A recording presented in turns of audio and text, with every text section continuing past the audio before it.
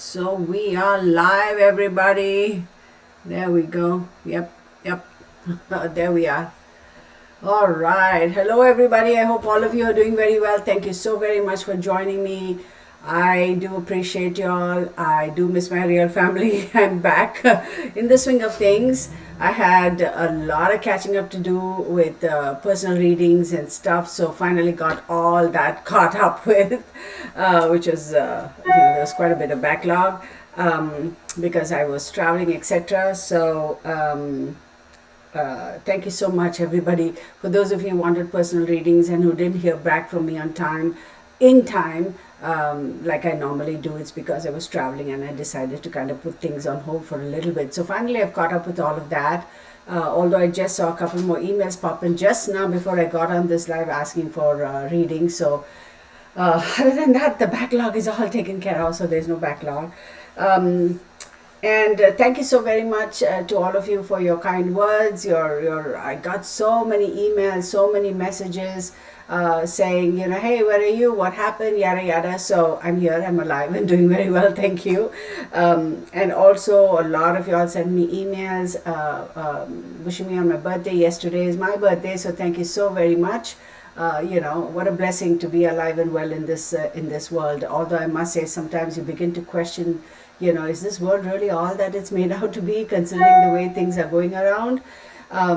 So, it kind of makes you wonder, right? But having said that, I must say it's a blessing to be alive, to be well, to be, to have what, at least I can speak for myself, to have what I have, what I've been blessed with.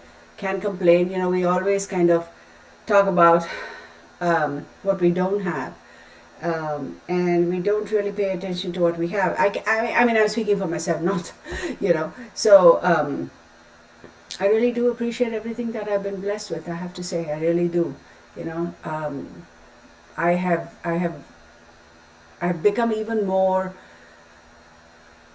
aware of what truly matters, what doesn't. Do I really need to hang on to things that really are irrelevant? I suppose that comes with age. As you keep getting older, you get a little less tolerant of BS, maybe a little cynical even, which is true. But you begin to realize what truly matters, right? So I've, it's been a wonderful journey, and I'm very blessed. So, and I'm really, really blessed to have you folks. So thank you so very much.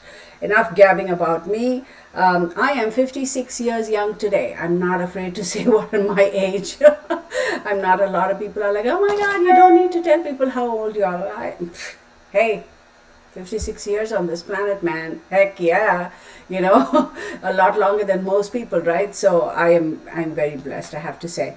And to all of y'all, whoever shares your birthday with me, happy birthday to you too. And happy Thanksgiving to all of y'all. I hope y'all have a wonderful, blessed day. Before I get into the reading, on a lighter note, right? I have decided this time, wait, I didn't even say hello to y'all. There you go. I start gabbing and then I can't stop. So let me first acknowledge y'all. Aquarius Girl, hello. Then Debbie B, Pauline, then Gypsy Girl, of course. Bettina, I think that's somebody new. Delvin H, Tammy Smith, Ali Ali, Kathleen Cheney. I thought you were for... Thank you, Alia. You're the sweetest. Yeah, 56 years young, girl. No complaints, right? Hey. Life is wonderful. So I'm sure a lot of people are coming. Rockin' Robin, hello. Good to see you too. If I keep shifting between these glasses and my old faithful, please excuse me. These are progressives. I'm still kind of getting used to it. Sometimes it kind of is annoying, but and at other times I'm like, oh, okay, I can deal with it. Although I did get two, how they have those deals, buy one, get one free, progressive, whatever. So I did get another one. And I like those lenses. Those bother me less than these do. I don't know why. Maybe there's something wrong with this. Linda Holmes, hello. So anyway, Cynthia Johnson, hello. First time you're welcome, Cynthia. Good to have you join us. Thank you for joining us. To all my subscribers, thank you so very much for sticking in. No, I didn't desert you guys. Oh, thanks, Gypsy Girl. See, I'm letting all the gray. So I'm like, oof. Right? Anyway, so and to those of you who are new, welcome, welcome, welcome. So we have a newbie over here, Cynthia Johnson. So let's see what else. Why am I saying so? I don't know. A little bit nervous. I don't know why though. The energy, my energy right now is a little chattery, jittery, chattery, and a little nervous. I shouldn't be really, but we'll see. So I decided, okay, on a lighter note, let's get back to that, right? I decided, oh, Alia, thank you. Oh, let me address another thing before we get on. There were a couple of you folks who said that you all did not, those of you who are subscribed for the weeklies and monthlies on my website, that you all did not receive the videos, right? They were not assigned to you. We have somebody else, Joyful Dolphin. Hey, Joyful Dolphin, welcome, welcome. Wait, I just wanted to stop and say hi. I can't stay because I've got much to do. Okay, well, thank you for joining us, Joyful Dolphin. I do appreciate you stopping by. Hi, Kim, Lucinda.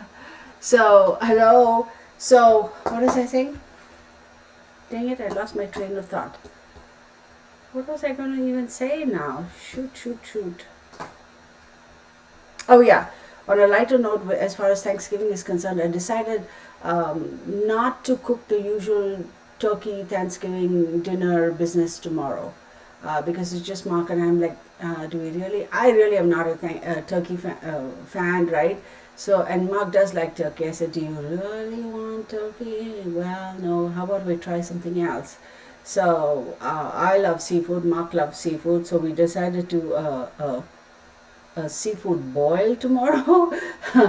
I am going to do it my way. I'm not really going to follow any specific recipe. I'm going to try and record it and maybe post it on the channel just for giggles.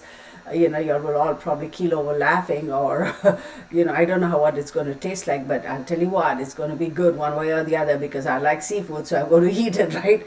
So we decided to do something a little bit different and do that and not have the usual, turkey and ham and this and that. I don't know. Let me know in the comment section what do you folks normally do for Thanksgiving.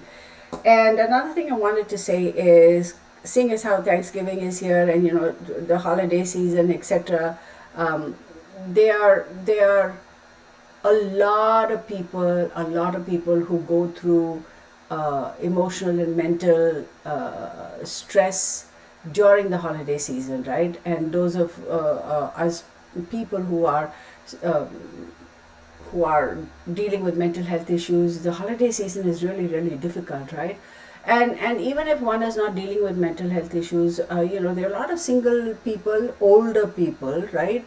And not having anybody to spend Thanksgiving with, and whether you like Thanksgiving or not, whether you celebrate it or not is one thing, but then the energy, like you go about town and everybody's in a frenzy shopping for the holidays, Christmas, this and that, and you're like, what am I missing? So a lot of people do get depressed, right? So for those of you who are struggling with mental health, particularly during the holiday season time, I want to say this: please know that you are loved. Please know that there is somebody in the universe who thinks about you, who loves you and cares for you. You may not see it, but they do. There is somebody out there, right? Reach out to anybody, somebody, okay? Just a friend, just call up and reach out to somebody, and don't feel alone. You are not alone. You just need to reach out, right? You need to just look at somebody and say, hey, how are you doing? You never know. You just never know, right? And for those of us who know people are suffering with mental health issues, please just reach out. And if nothing else, just say, look, I just called to say how you see how you're doing, or what, I'm here if you want to talk. Give me a call. We may not necessarily meet every single week or whatever, but at least call me, talk. Just some sort of a connectivity, some sort of a connection to show and say that, hey, there is somebody here for you, so you don't have to feel all alone. And of course, there are endless organizations that offer help, so please do reach out. Okay, holiday seasons can be very difficult for a lot of people, so do reach out. And that's one of the reasons why I decided to do this, even though the subject for today's live is not necessarily happy and a cheerful one, right? And it is my birthday. I was like, it doesn't matter, let me just do it. In fact, this morning, when was it? Was it this morning or last evening? Yeah, I think it was last evening I decided on this live stream. So I'm going to try and put up another cheerful one tomorrow. If nothing else, just a video about me making a mess in the kitchen with the seafood boil, so you all can all have a hearty laugh about it. I'll try and record it. Hopefully, it'll turn out fine. So I just want to reach out to you all. Take care. Please know that there's somebody, and you know what?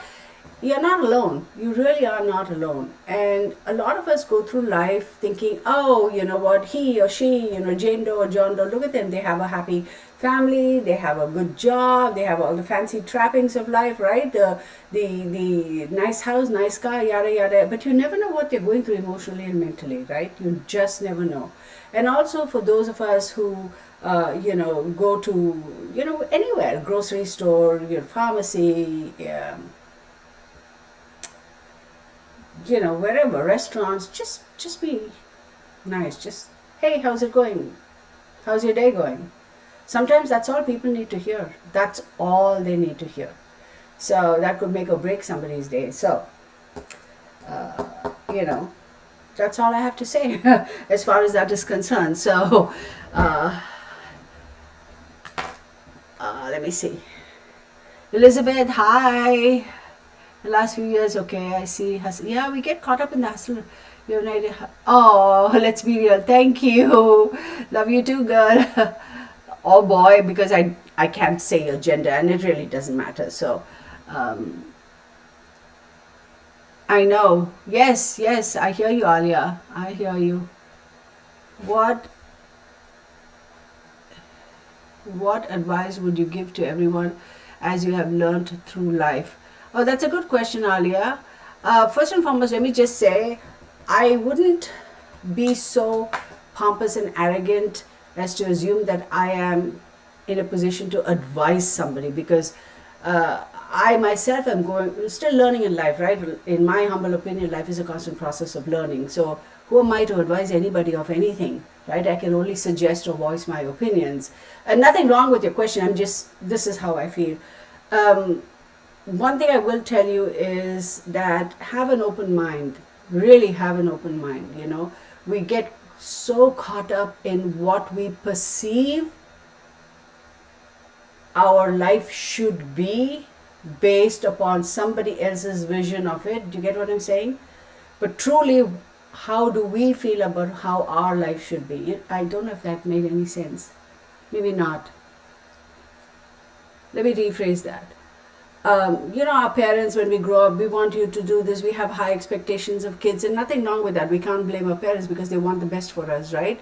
But as we evolve, as we grow, yes, we do need the guidance and support of our parents while we are still young in our formative years as young adults, right?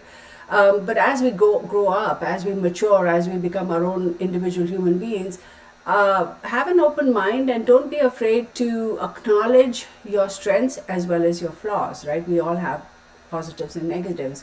Once we acknowledge and say, you know what, yeah, I mean, this is who I am. I have my plus points, I have my negative points, and it is what it is. I'm just going to have an open mind and try to overcome them and be receptive to change, be open to acknowledging that not everybody is like me, and that's not fair to expect.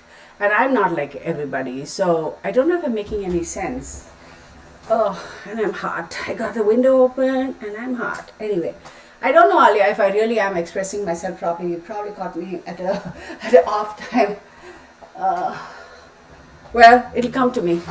Okay? It'll come to me. Maybe I can express myself better. And I'm sorry if I get all squiggly over here because I'm hot, y'all. Seriously, it's what's the temperature now? I don't even know. What is the temperature? It's so weird, right?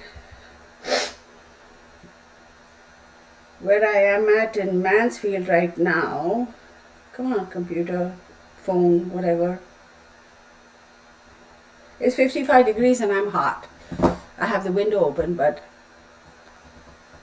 I'm going to turn on the fan and I'll be right back.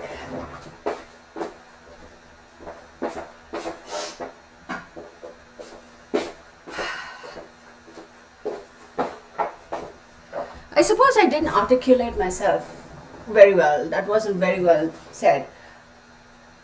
I suppose I would say anything is possible and nothing is impossible. How about that, right? I'm just going to revert to these. All right, I'm just gabbing. I don't know why the energy is so weird, but anyway, we'll get on with it. Honestly, it made sense. Oh, okay. Thank you, Elizabeth. I'm turning 19 in February. Life is good, man. Seriously, appreciate. See, one thing I will say though, it took me a long, long time to understand and to acknowledge all that I have accomplished, because we are our biggest critics, right? Critics, right? Always like, oh, I didn't achieve that, I didn't achieve this, oh, I should have done that, I should have did this. But I didn't get to where I am by magic, right? I mean, I have achieved a lot, I have accomplished a lot. We don't give ourselves enough kudos for that. So give yourself kudos for what you have accomplished. Don't just harp on what you have not. It's nice to have goals, yes, but give yourself credit for how much you have accomplished. We have all accomplished something good in our lives. So anyway, stop gabbing, right? Kirtana, hush. Let's get on with this. Afro-human, hey. Yeah, see, this is what I was saying. So those of you who said that you all did not get your videos for the subscriptions, right, that you have on my website, I've come to find out that those are the ones who created duplicate accounts. Okay, so I was assigning the videos like normally, the weeklies and the monthlies, because y'all had paid for that, right? And then go back and did some digging in. It's because of the duplicate accounts. So either you forgot the password for the one, and that's why you created another one, and after a certain point in time the system says, okay, this is a duplicate account, it hasn't been active for a long time, it just disengages. So that's what happened. So I had emailed, it was just a couple of y'all, I had emailed y'all and said, please go and completely delete your accounts. The videos are still there. I can go back and reassign it. Delete your account completely and create a brand new account. But when you use your put in a username, just make a little change, right? Supposing your name is Jane Doe, and you have written it as J.Doe, just spell it out or use a capital or do something different so that I can see from my side it to be the new account, and then I can reassign the videos. That's what I wanted to say. A couple of y'all were like, oh, I was getting those weeklies and monthlies and I don't get it anymore. That's true, because for a brief period of time, if y'all remember, I had said for 3 months or something, because of some whatever draw or something I had, y'all will get free readings, right? The weeklies or monthlies. So once that's over, then you won't get it anymore because it was a one-off thing. So that's also there. So just keep all those things in mind. Anyway, moving on. So Crystal Pink, hey, yes, please hit the like button. Okay, shall we get on? Capri 8080, good to see you too. All right, so today's reading is for this young lady, Shanquella. I hope I'm saying it correctly, y'all. I hope to God I'm saying it correctly. Let me see. I got an email here. Gypsy Girl sent me Shanquella, yeah. Robinson. Oh yeah, I have a date of birth over here. Duh. Shanquella Bernarda Robinson, January 9th, 1997.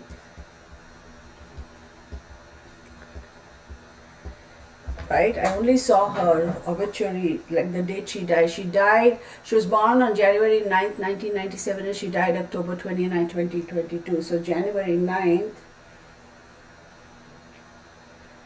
is Capricorn.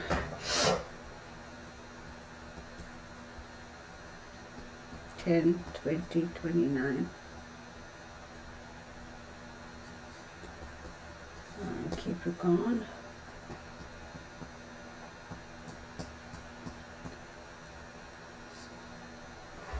Okay, let's get on with it, right? Let's do this. So if you ask me a question and I don't answer, one of two things. It's either I didn't see it and I missed it, and if you ask me repeatedly and I don't answer, it's because I'm not going to answer. Okay, this is pissing me off, y'all. Sorry. Let's do this. So she was born on January 9th, right? 1997, and she died on October 29, 2022. So she's a Capricorn, and she died in Scorpio season, correct? No, yeah, October 29th. Yeah, October 29th. I wish I had an actual date of time of birth. That would have been very interesting. So let's see.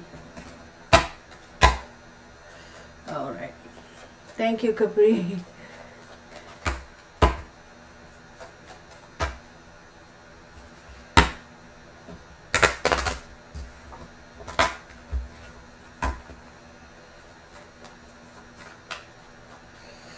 Ooh.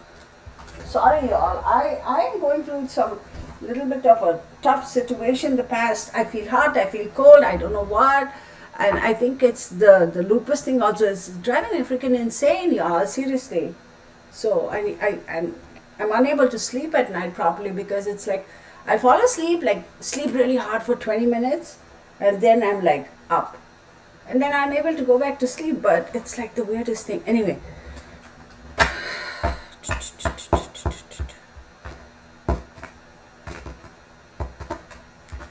all right, let's get on with it, girlfriend. Let's see what we got. January 9, she's a Capricorn, right? Alex Gray, hi. Oh, Alex, hi. Yeah, I think I will. I think I will. I don't know, Alex. Had you commented also? Let me make a note of it. I think I will do another one on Jean Harlow. I will. Hey, Margaret, how are you? Okay, let me focus. Shanquella, Brenda Robertson.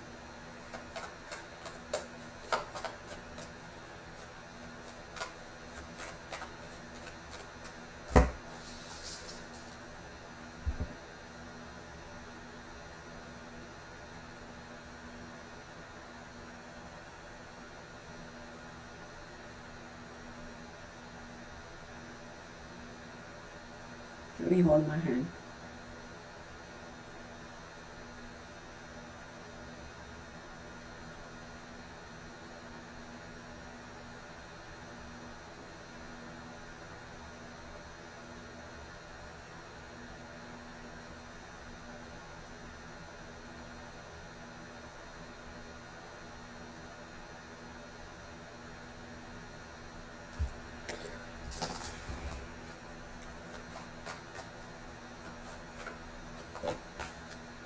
Pisces.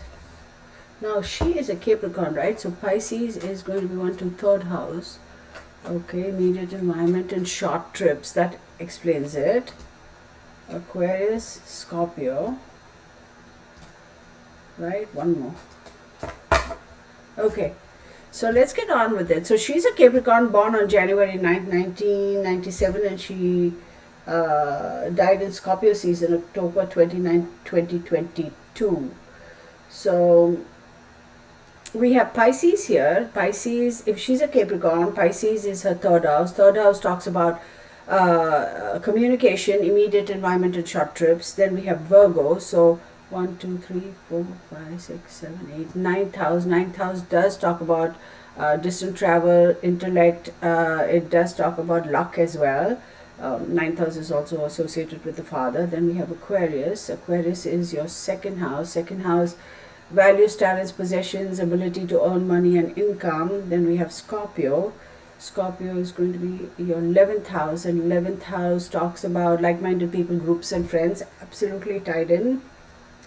Then we have Taurus, which is Capricorn sister sign, right? And she's a Capricorn 1, 2, 3, 4, 5. 5th house does talk about speculation. 5th house also talks about education, speculation, love affairs, that sort of a thing. Speculation, a lot of speculation. So there is no wonder that there's a lot of speculation going on about her death. Definitely, this is the immediate environment, so people around her immediate environment, without a doubt. Ninth house. Ninth house, the father is going to be quite prominent in this whole thing.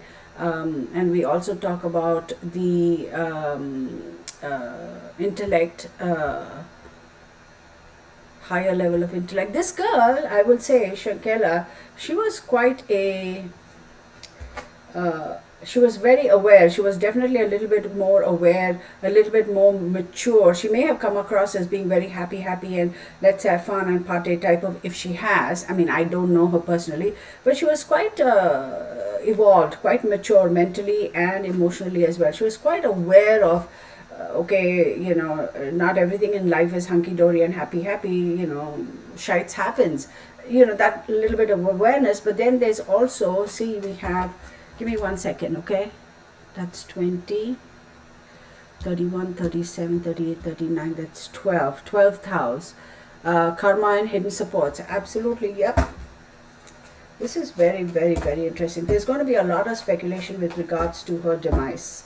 Lot of speculation. This is a girl who's very aware, driven, very driven, okay? Now, being a Capricorn, generally, very cognizant about creating wealth, being proactive, taking action, wanting to progress in life, financially, economically, as far as a career is concerned, very cognizant about those things. Good with money, I will say, as well.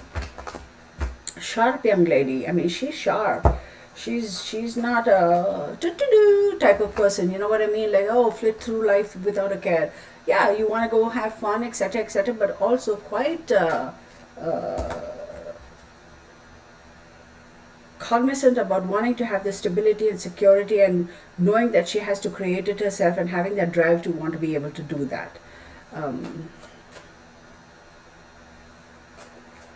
So we have the 9th house and 7th house and 10th house. So what is her 9th house? 1, 2, 3, 4, 5, 6, 7, 8. 9th house is Virgo.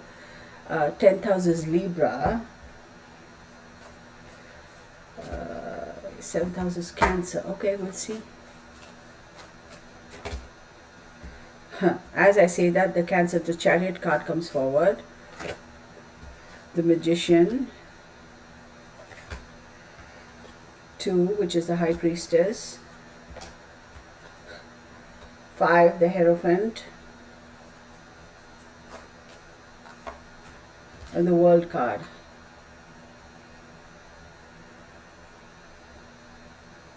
So give me a second. So 1, 2, 3, 4, 5, 5th house. She thought the world of an individual. There is some sort of a dynamic going on over here with regards to her and another individual. And that individual, I don't know what her relationship is with that person, but she definitely did think the world of that person. And there's some sort of a argument, some sort of a verbal exchange or disagreement, or subtle, not subtle, or underlying animosity between her and somebody else with regards to this person who she found to be who she thought of as the world. Okay, so there's something going on there. I don't see it necessarily as a intimate relationship that you know, the person who she thinks the world of, that the argument was about, you know, like a conflict with somebody else, but she held that person in high regard. And the World card is Saturn. She did have intentions of wanting to see things through completion, like wanting to, okay, let's figure this out, let's fix it, let's resolve it once and for all type of thing. That is so weird. And then we have the Chariot card right up in the front over here, and the Chariot card is all about having to maintain focus, and it's Cancer, right? And it's right on the Pisces card. Let me show you this. Right, there you go. So I wouldn't be surprised. See, we had a solar eclipse on October 25th, and we had a lunar eclipse on November 8th.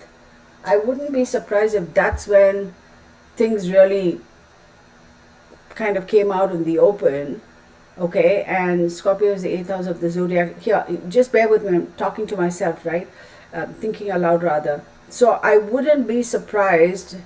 When did this case like really come into light? I don't know, but I'm beginning to say around the lunar eclipse is when everything kind of blew open, and it's been very difficult to manage all the different sources of information and kind of put it all together. They're finding it a little difficult to compile everything. It's like, okay, somebody's saying this, somebody's saying that, so we don't know what's going on, type of purposefully creating a kind of like a haze, creating smoke and mirrors type of thing. Then we have the Magician is Mercury's communication, and it's right on the Virgo card. Lot of talk, lot of back and forth, lot of communication, lot of, he said, she said kind of bullcrap going on, but nobody is willing to speak clearly. There are four people who are primarily responsible for this. First and foremost, let me say she didn't die because of alcohol poisoning. Let me also say that she didn't die because of an accident. And she didn't die because she had any health concerns. That's what my cards are telling me. They're talking about X number of people going on this holiday with her, whatever. I'm going to say four people are the ones who are actually directly responsible, either directly physically responsible or undeniably accomplices. Okay? Then we have the High Priestess, which is ruled by the moon. This card is freaking me out because, look, whenever I've said this in the past, people either don't understand or they think, oh, it's coincidental or whatever. Let me throw out my disclaimer. This video is for entertainment purposes only. These are my observations and my opinions. Please do your own research, do your own due diligence, and form your own conclusions. There is one individual here, a female, who actually holds the key, and she comes across as being the High Priestess in that group. Okay? I'm going to show you the card. Ooh, this looks like a particular person in that group. Come on, focus.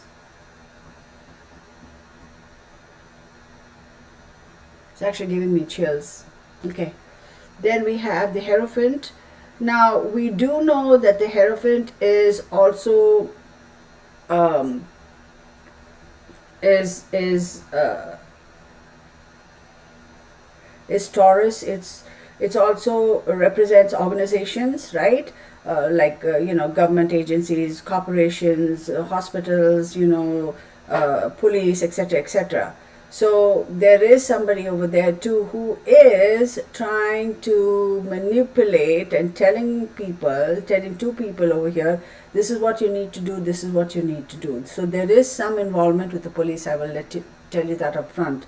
With the police from Mexico, there is some involvement over there, absolutely, without a doubt. They are very much aware of what went on. There's some sort of a smoke and mirrors kind of a thing. This is definitely involvement by the local police who are trying to kind of make things all happy and go away, so that they couldn't be bothered, in all honesty, because they just couldn't be bothered. Okay, so let's get on with this.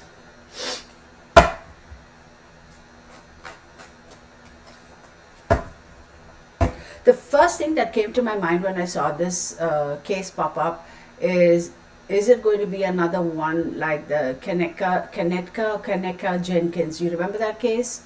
I was like, please don't tell me it's going to be another one of those, because it's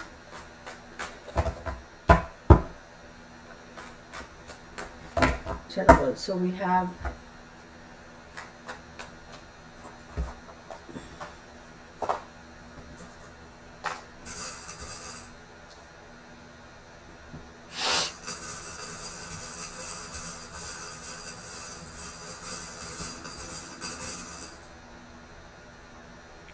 have P as in Peter.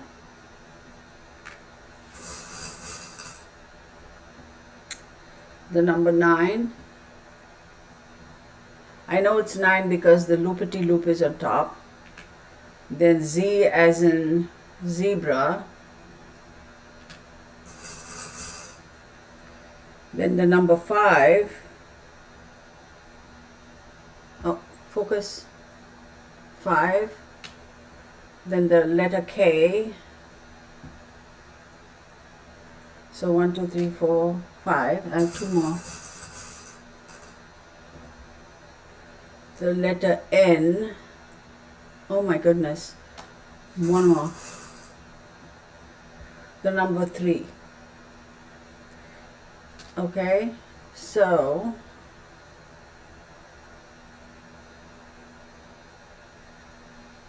full disclosure, y'all, I will say that I did see that little video that has been floating around on YouTube that shows where somebody's, I don't know who that person is, somebody's beating her, and then this young lady is absolutely devoid of any clothes, like she's not wearing any clothes. And I'm like, how, like, that didn't make sense. To me, that was like, wait, what? Everybody else is dressed, albeit casually dressed, but she's the only one who's naked? Like, what's going on? I will also say that there is most definitely more videos out there. There are just not a lot more videos, trust me. Which if they were to get their hands on those videos, they can pinpoint the exact time, like to the minute, as to what the fatal blow or strike was. Y'all, please excuse me for a second, okay? This is driving me freaking insane, y'all, seriously.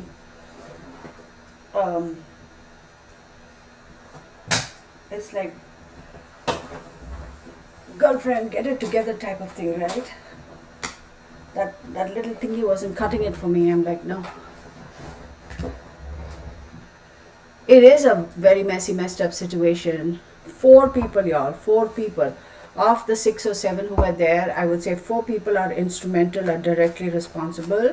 Either directly had a hand or more so the accomplices. You know what I mean? So the letters P as in Peter, Z as in zebra, K as in Kansas, N as in Nancy, and the numbers 9, 5, and 3 popped up. So y'all tell me if those make any sense at all, okay? Because it doesn't make sense. Like, everybody else is dressed. Yeah, you're on vacation, you're wearing shorts or clothes or swimsuits or whatever, sarong or whatever. But why is she totally naked? Like, how does that make, oh my God, how does that make any sense? Right? A Scorpio. Right? I got this little dragonfly. It's a little dragonfly. A seashell.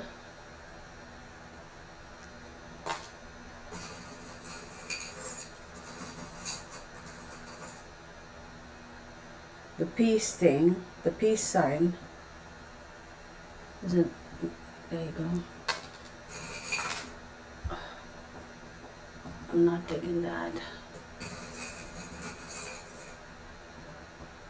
The cross.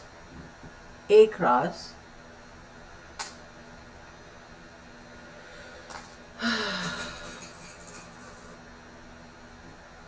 Yeah, she's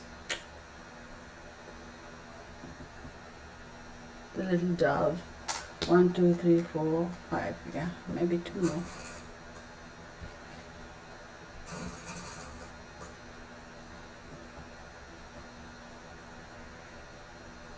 This says wish, and a little pistol or a gun. Can you see that? There you go. This was, I'm not going to say, oh, it was an accident. Anyway, we'll see what the cards say even. Let's see.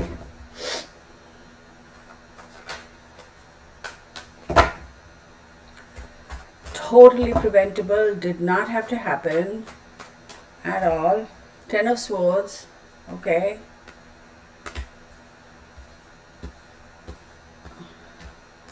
Now I'm getting like really, really kind of the Wheel of Fortune, the Ace of Cups,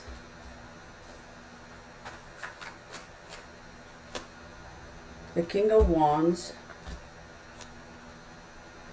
the Queen of Pentacles, and the Three of Cups.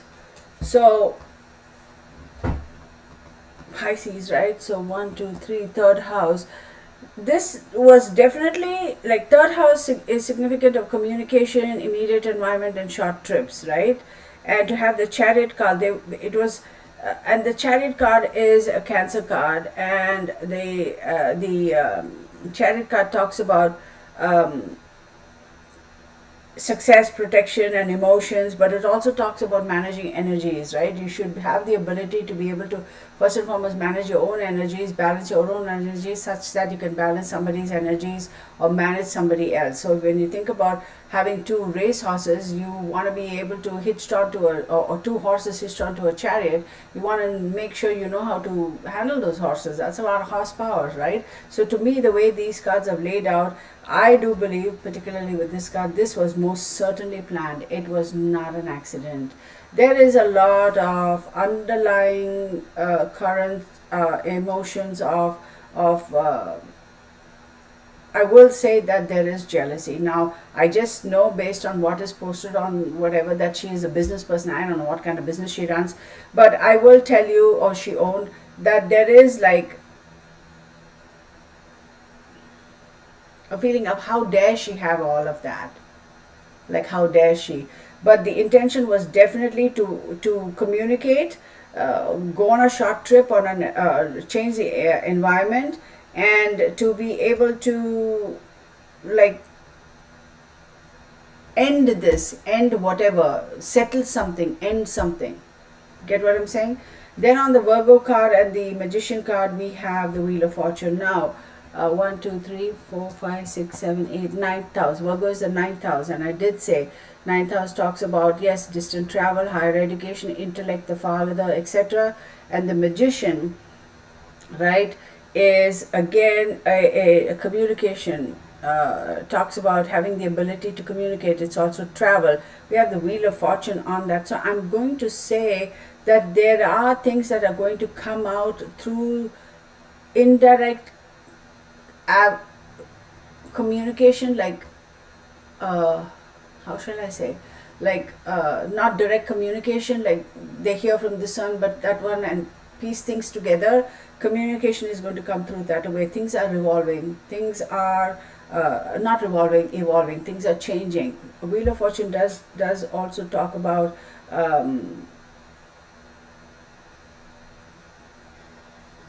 moving, things moving, right? The wheel, of course it is fortune, but the wheel is constantly moving. And yes, it is growth and wisdom. It talks about Jupiter, etc., etc. But I do believe within the next month, right? And keep in mind now, Jupiter is going direct in Pisces now, okay? And we are in Sagittarius season now, which is ruled by Jupiter. So I do believe something pretty substantial is going to pop up by the end of Sagittarius season this time. And if not, definitely by the Pisces season, because Jupiter rules Pisces and Jupiter is going direct in Pisces. This is a very critical time. Things are going to come, things are moving, changing, and all this via communication. Like you have direct channels of communication and indirect channels of communication. I feel that this is going to come about due to indirect communication. Like, I heard so and so say this, and I see this here, and they are able to connect the dots. Then we have the Ace of Cups. It's on the Aquarius and on the High Priestess. Okay, where is she? So she's second house, right? So second house, values, talents, possessions, ability to earn income, money, job, family, overwhelming emotions. I do believe that there is a lot of animosity, like how dare she be able to accomplish all of that. Without a doubt, you could have friends, man. I mean, I'll tell you what, you can have friends, even family members, right?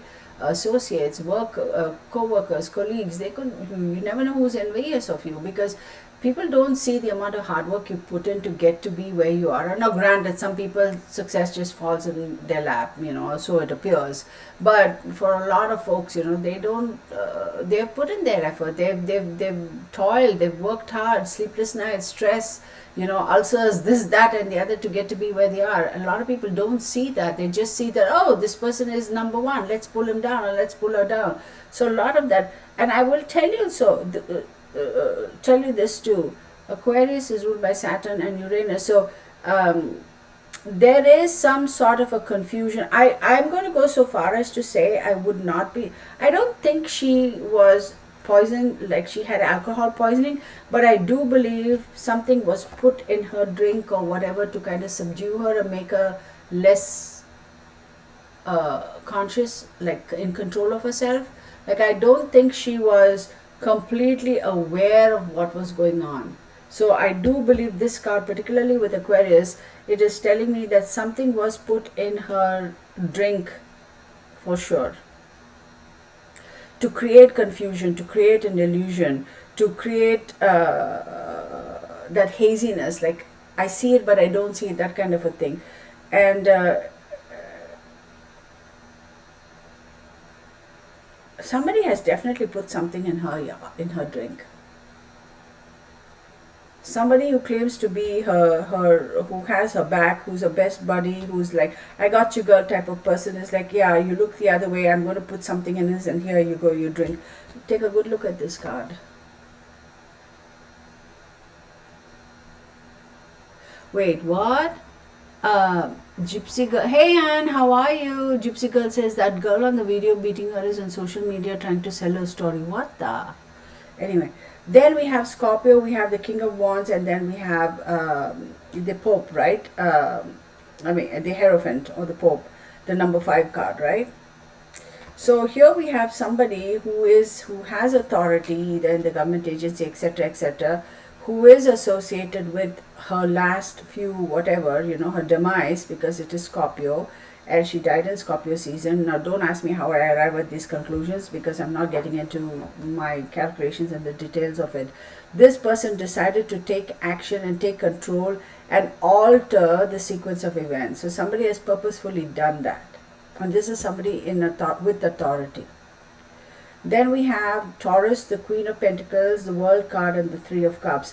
Definitely money has been changed. Money has been given. Look at this card. Three of Cups is all about, friendship and celebration and a circle of support and yada, yada, yada, all that stuff. Enjoying, party card, go and have fun, etc.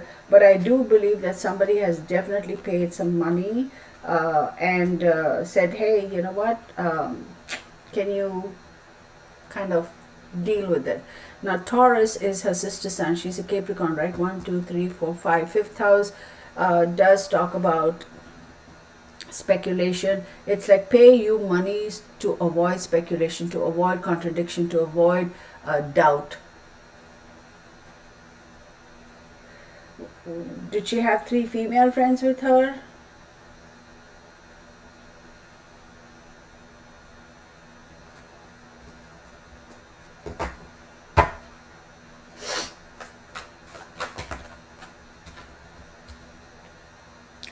Ten of Pentacles,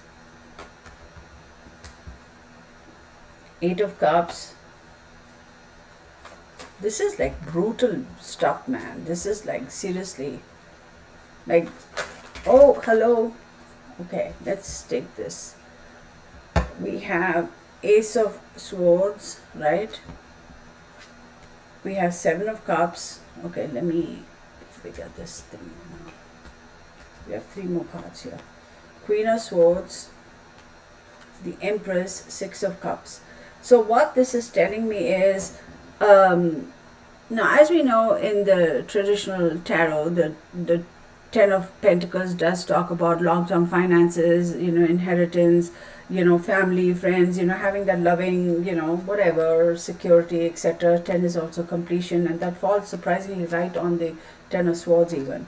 And then we have the 8 of Cups. It's like whatever transpired here by these three people or these four people, I said initially four people are responsible, definitely three of them are women. They were like, okay, now it's all done, let's just go and pretend like nothing happened, like let's just pack and go, like it's all over and done with, moving on. There is no emotions involved here. There is like a great lack of empathy. There's no nothing. It's like almost like surreal. It's like very detached, very, very detached. And then it's Eight of Cups, emotionally checking out, emotionally walking away from this situation. It's all over and done with. It's all over and done with. And 10, look at that. So it's funny. Now again, full disclosure, I did say I saw one of those videos. Somewhere in one of those videos, they had said that she had $10,000 with her and that money is missing. I wonder if this is significant of that, or this is an indication of that. 10,000 and pentacles, money, who knows. So it's like, it's all over and done with. Let's emotionally walk away. It's we can't do anything else. It's all over. So finish. Let's just emotionally check out and move on. Ace of Swords, completely detaching yourself. Ace of Swords is either having total mental clarity or lacking mental clarity, or emotionally mentally detached, cutting yourself off from a particular situation. Seven of Cups, it's like, what is Seven of Cups, right? Seven of Cups talks about too many choices, commitments, issues, having fun, partying, options, etc. So it's like completely cutting yourself off, detaching yourself off from the situation. Now, were there seven of them total? I don't know. Queen of Swords. Now, this is a very interesting card because we have the Queen of Swords, we have the Empress, and we have the Six of Cups. So I will tell you, one person who, Queen of Swords does talk about somebody who is honest, who has that ability to filter through murky thoughts and come to and to filter through all the murky thoughts and come to the somebody who has the ability to filter through BS and accumulate the truth. You know what I mean? Like, it's like true evidence, like filter through all the muck that's going around and gather all the real evidence. And this is through verbal, being very strategic in your thinking, very strategic in the way you speak. This could be a female who is either in law enforcement or FBI, whatever, or even somebody who's associated with the legal, maybe representing her or her family. It's a female. She's one tough cookie. She's going to go for the gold. She's going to go for the jugular, and she's like, bring it. I'm going to cut you down. Okay, chop you to bits, bring it. So this person is somebody who we really need to kind of watch out for. But I will also tell you, considering that the Empress could signify the mother, which is ruled by Venus, right? And of course, her mom is quite vocal, correct, as anybody's mom would be. So maybe the mother is also the one who is going to be actively involved in trying to bring about clarity to resolve this thing. So I don't know if the mother has hired the attorney, or if it's a mother and sister, or if it's an FBI agent, or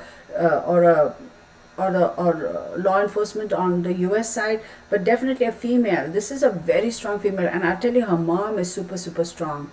Her mom, the Empress, she's coming across as the Empress. She is able to manage her emotions very well. Can you imagine? I mean, you send your daughter off and say, hey, have fun, be safe, stay safe, and the next thing you know, the daughter's dead. Like, that's ridiculous.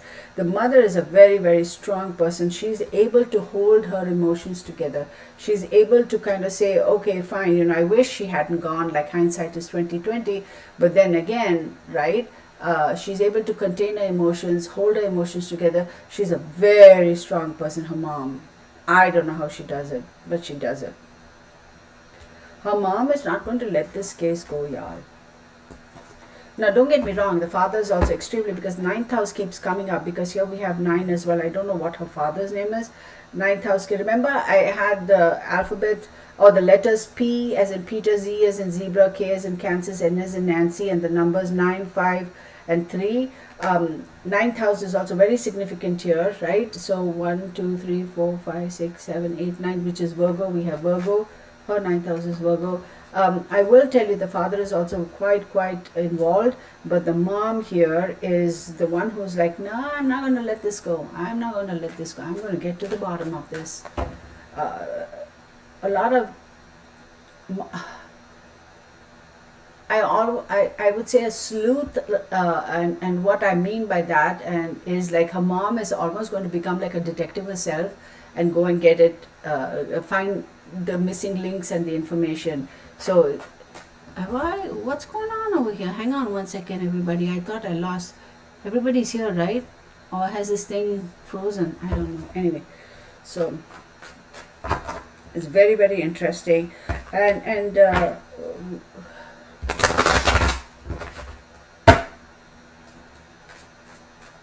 see, the intention was very clear. It was like it was planned. This is not spur of the moment. It's not like, oh, we all got crazy, we had too much to drink, and then it happened, and then we freaked out and we killed her.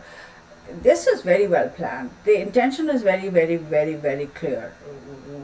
We are going to very specifically draw out, create the situation with the intention of putting a stop to this. This person's life, her winning streak, her trajectory of success, you know. Thanks, Delvin. For a second I was like, hey, where's everybody? So it's very unfortunate, very unfortunate.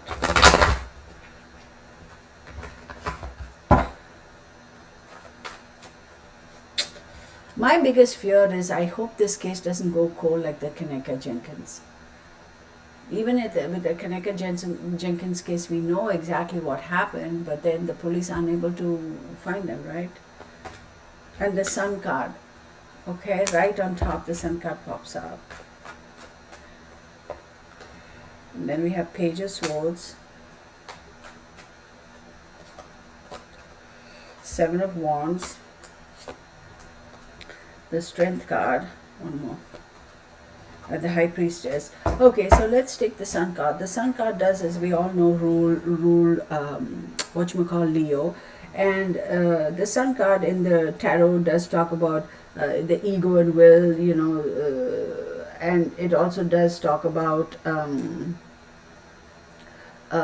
male. It does talk about children. It does talk about, it's a yes card. And then we have the Page of Swords. So the Page of Swords also talks about a lot of gossip, prying eyes, gossip, prying eyes. Seven of Wands.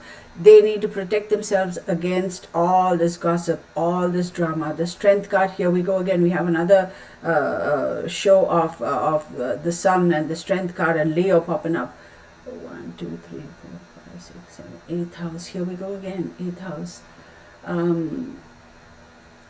8th house is significant of occult, death, finances, sexual energies, secrets.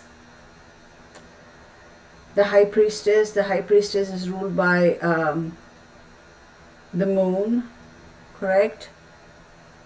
Twice the High Priestess has popped out. See here and here.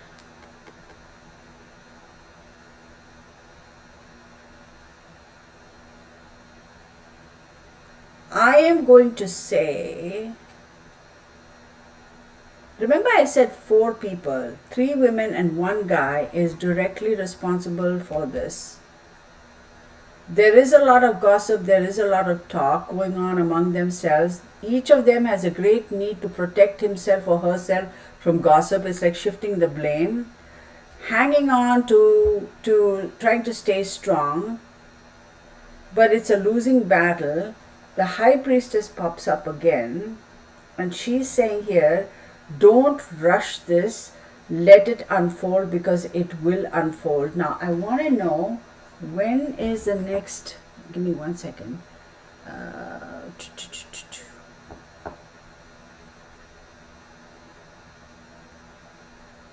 December 23rd. So November 23rd, we have a new moon. Today is a new moon, so set your intentions, everybody, right?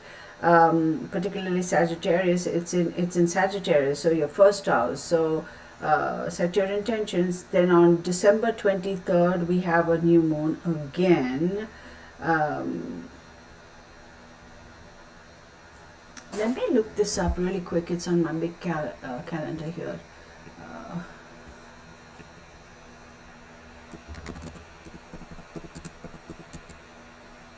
And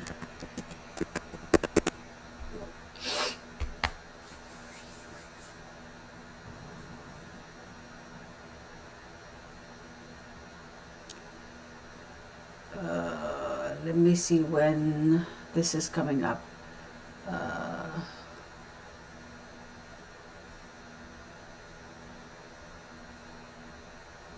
Okay, we know the new moon was in Sagittarius. We know that.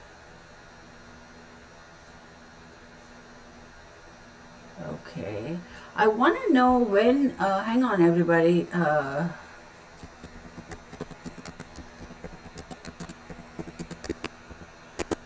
Give me 1 second.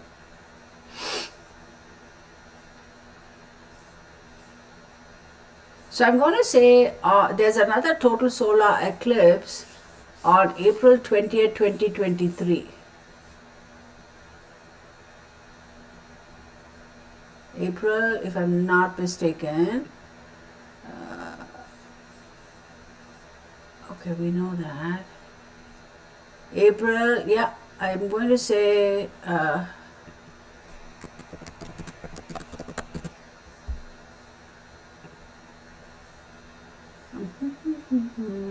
yeah, April 2023. April 20th, 2023. Okay, so now let me go back here and see. She is a Capricorn. 1, 2, 3, 4. Fourth house is emotions. I'm affairs at the end of life. I'm going to say April 2023 is when this thing is finally going to be tied up and brought to, like, so things are going to pop up now, like within the next month and a half or whatever, Sagittarius season, then going into the Pisces season, because Jupiter is, things are going to move really quick, considering that I have the Wheel of Fortune showing up here strategically. So it's going to say momentum is picking up. But I'm going to say next solar eclipse around April of 2023 is when things are going to be like, okay, finally we have a case now. Let's, take care of these douchebags. So this child did not die of an accident. She did not die of natural causes. She did not die because she had a well, ultimately, yes, heart attack, I get it. Like, your heart stops beating and then you have a cardiac incident and yeah, fine. But it's not like, oh, she had a heart attack that caused her death. Something else caused her thing, and ultimately the heart stops beating, right? So I'm going to stick to that. Secondly, all this alcohol poisoning and all this bah humbug. They're very, very much aware of. There is more. Okay, I'm going to say this. I'm going to throw it out. And again, these are my observations and my opinions. We have seen on YouTube, a lot of y'all have seen even, that there are like little snippets of 20-30 seconds of some video where somebody is wailing on her, right? But I will tell you, there is evidence out there from beginning to the end. There is evidence, videographed evidence. They just need to find that. That is what they are trying very hard to get. Because once they get that, it's a slam dunk. Once they get that, it's a slam dunk. Because then you have every second, every minute of everything is recorded. What are the odds that the Ten of Pentacles should pop up? I almost freaked out when I saw that, because it's like, it was on the Ten of Swords, right? Remember? Wait, did I put it away? Probably did. It's right here. Or not. Probably put it away. No, I can't find it. The Ten of Swords, and then right on top of that, the Ten of Pentacles. So I'm like, oh shoot, they did say that she had $10,000 on her, and it is right after her death. Ten of Swords is like complete, utter decimation, like the end, you're dead, you're done. And then they might have stolen her money. Arrest warrants have been made. Viral shots is arrest warrants has been, and then Nidia Gomez says there were 3 females and 2 males on this trip. Okay. So I would say 4 of them are the ones who are directly responsible. I'm sorry, y'all. Here we go again. Hot, cold, hot, cold. Dang it. Okay, now I'm going to use some other cards and we'll ask some specific questions, right? Oh my word. I even have this little fan thingy. I got this. Okay, nobody has sponsored this video. I'm not getting paid for any of this, but this is one of those little thingies I got. Some don't even ask me what brand it is on Amazon, and I was so annoyed when I got it because it's supposed to be that handheld thing and it closes like this, and I couldn't get this thing to pull apart. And I used if you can see some nicks over here, I used a pair of scissors to pry it open. And so now I've realized better not close it all the way in. This fan is awesome, y'all. This little fan thingy. It's so awesome. It's got 2 speeds. Okay. This has been my go-to, my friend, when I feel like super, super hot. And particularly when I was traveling, there were times when I was, because of all these lights, it really gets me hot. This has been a blessing.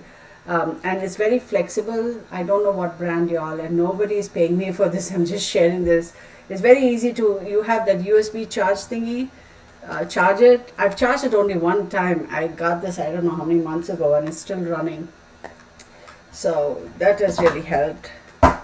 Because with this lupus, I don't know whether the body just automatically does not, like, it forgets how to regulate, or I don't know what the hell is going on. So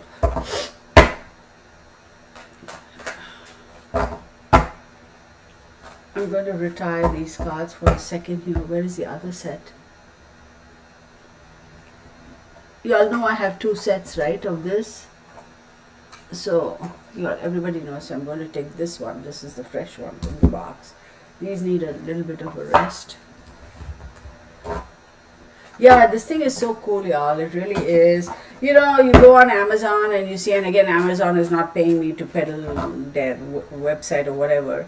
But you see any number of, these kind of devices, and people say good, bad, and ugly. I was like, you know what? I don't even remember how much. Most certainly, definitely less than 20 bucks. I said, I'll take a gander. If it doesn't work, I'll return it. And I decided to keep it. It works just fine.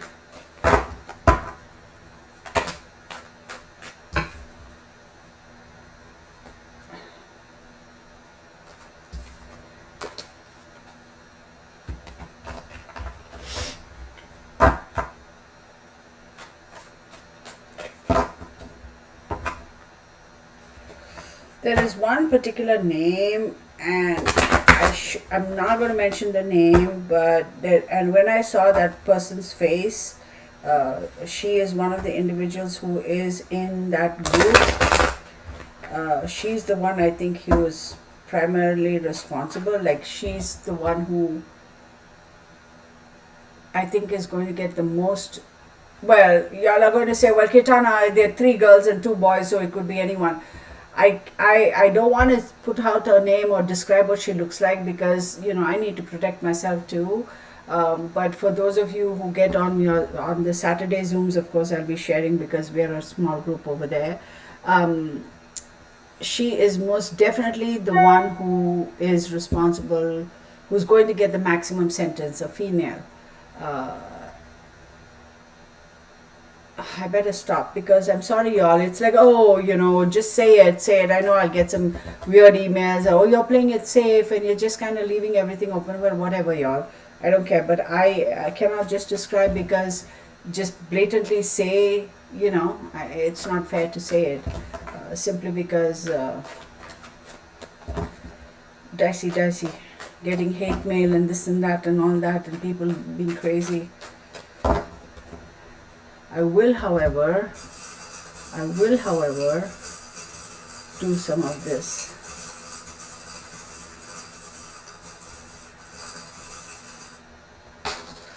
Two, 3, 4, 5, 6. One more. 7. What are the odds, y'all? 3, 6, 7. I have 7 charms here. Oops. Okay. I'll show it to you. Draw your own conclusions. I'm not going to say anything more. I have the number 5. Focus. The number 5.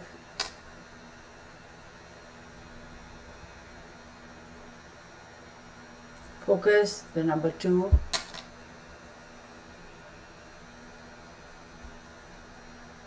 the number 8, the number 1, another number 2, another number 8, heck, and a D. D for Danny. So we have D for Danny, 522188. So if I calculate just the numbers, so 16, 17, 18, 19, 20, 25, 26, 26, 27, 28, 29, 33. So it's 8, and then if I had that, 8,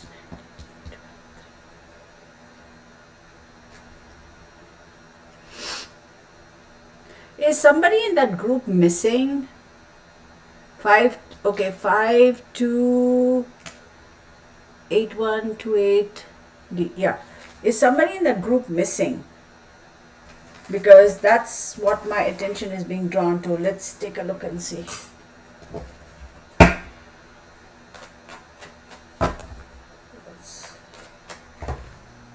don't want me to do that. What is that? Dark Mirror's Tarot.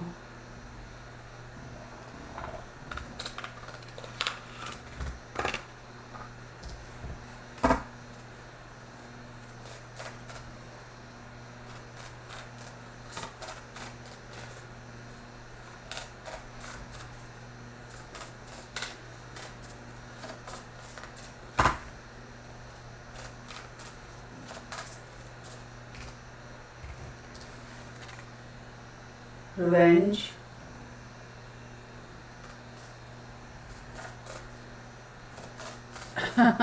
Hey Nidia. Yeah, it's like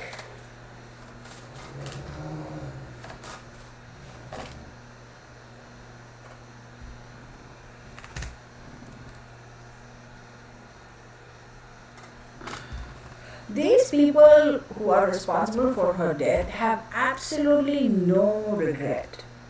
No regret. Oh, is it happening? Oh, is that an echo? Well, Bernard.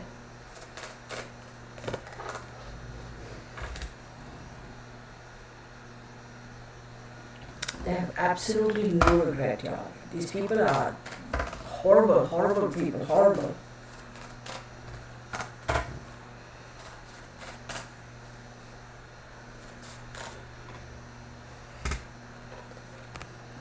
Lot of anger. They definitely did contain her. This is very interesting. I'll tell you how that.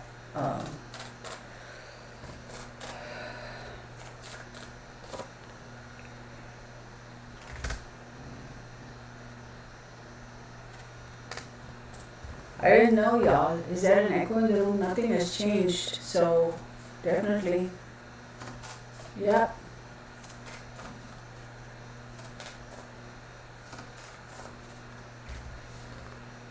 Hiding your true self. Atonement. This is telling us the story, y'all. Oh, yeah, she is.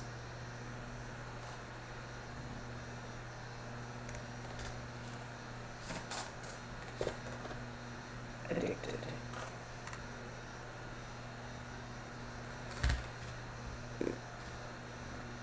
This was most certainly done because of that animosity, that envy, that revenge, that... Remember I said in the beginning, I'm not speaking to a fan, this thing is not even on anymore, it's just sitting here. It's like, remember I said it's like an underlying current of animosity. It's like, we need to settle this, we're going to have to settle it. And this has got something to do with somebody who she thinks the world of. Now, whether that person is her, she has an intimate relationship, I don't feel that. Or not, I don't really want, but this is somebody who she thinks very highly of. And there's somebody else who's like, no, we need to resolve this. We need to delete it. We need to.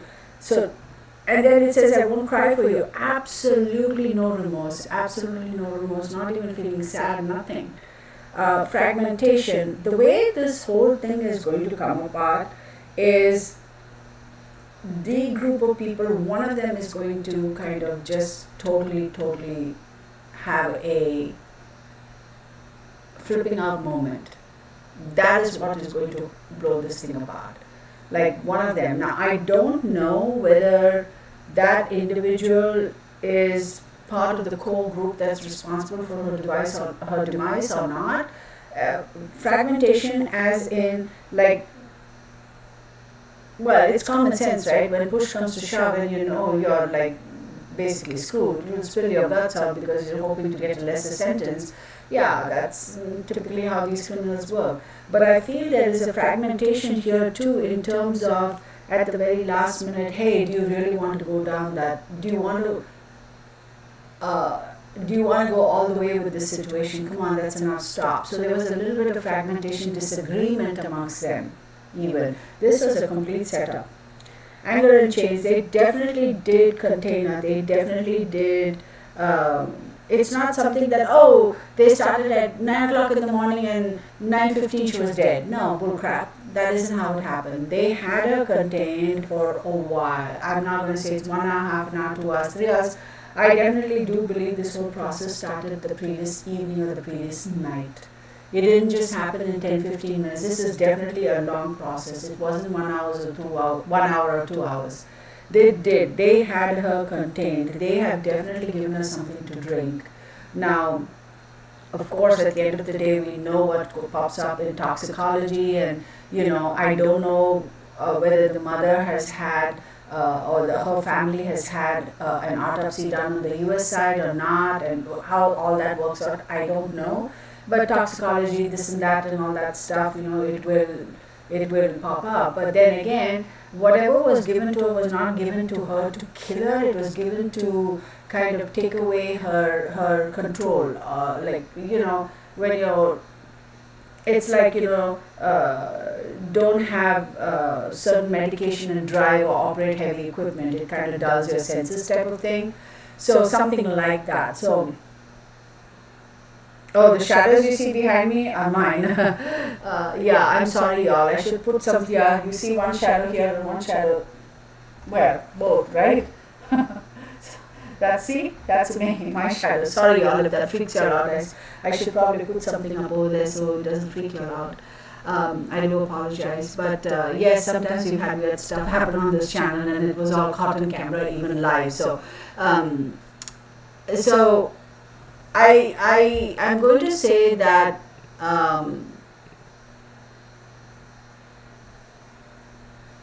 that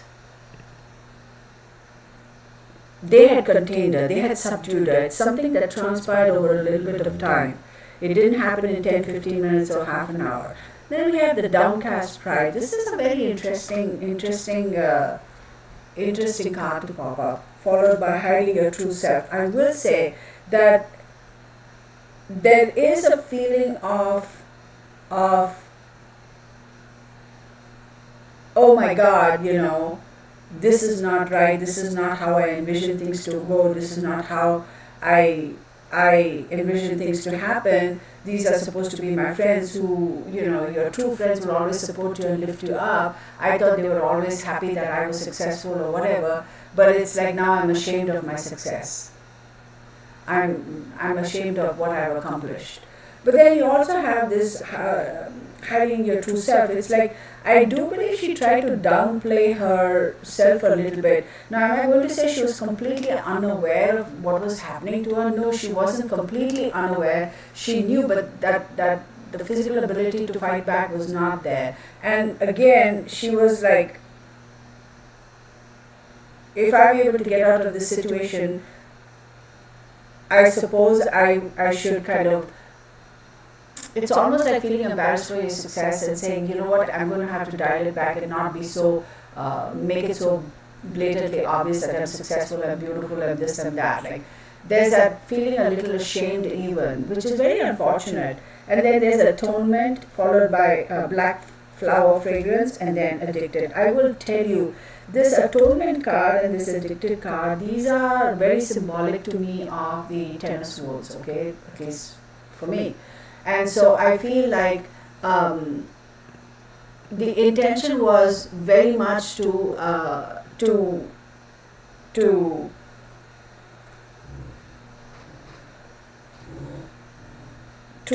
kind of basically, it was very well planned, y'all. I'll tell you, this is not a spontaneous, this is not a spur of the moment.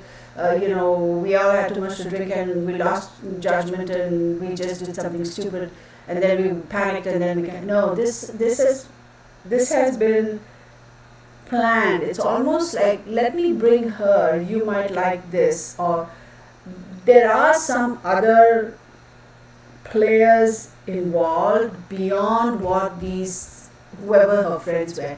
There are other energies involved, entities, individuals involved. This is not something, I'm going to ask this question. I'm going to ask this question. Was this the first time this group had gone somewhere outside for a vacation? I don't think so. Wait, somebody wrote here. Wait.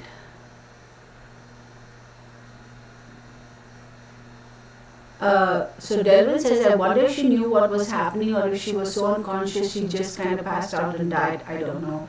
And Carla Bergeron says, hi Carla. She goes, allegedly she had confronted that girl about putting something in her drink and that's why the girl started beating on her. Oh, I did not know that.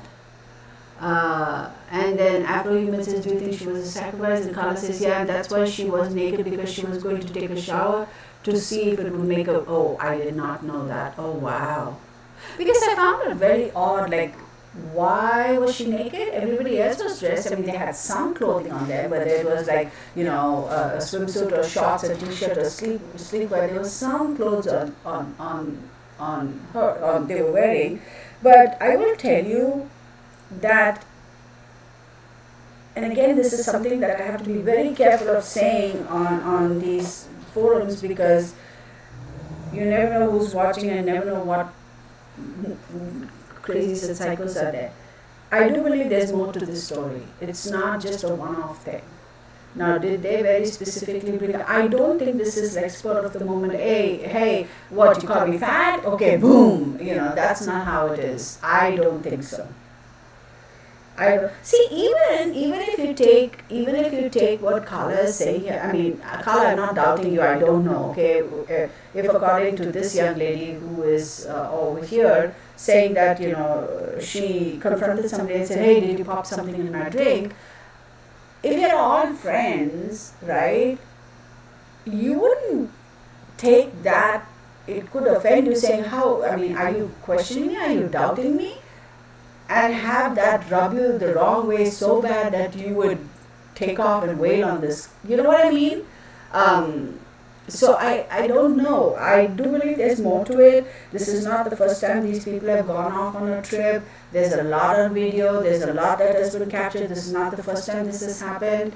There is a trend over here, meaning like inviting certain people to go on vacations. There is a trend. This is not a one-off thing. This group have been doing, am I saying here that they've killed other people? No, that's not what I'm saying. Like going and filming and doing all this weird stuff. Well, what is weird to me may not be weird to somebody else, but you know what I mean.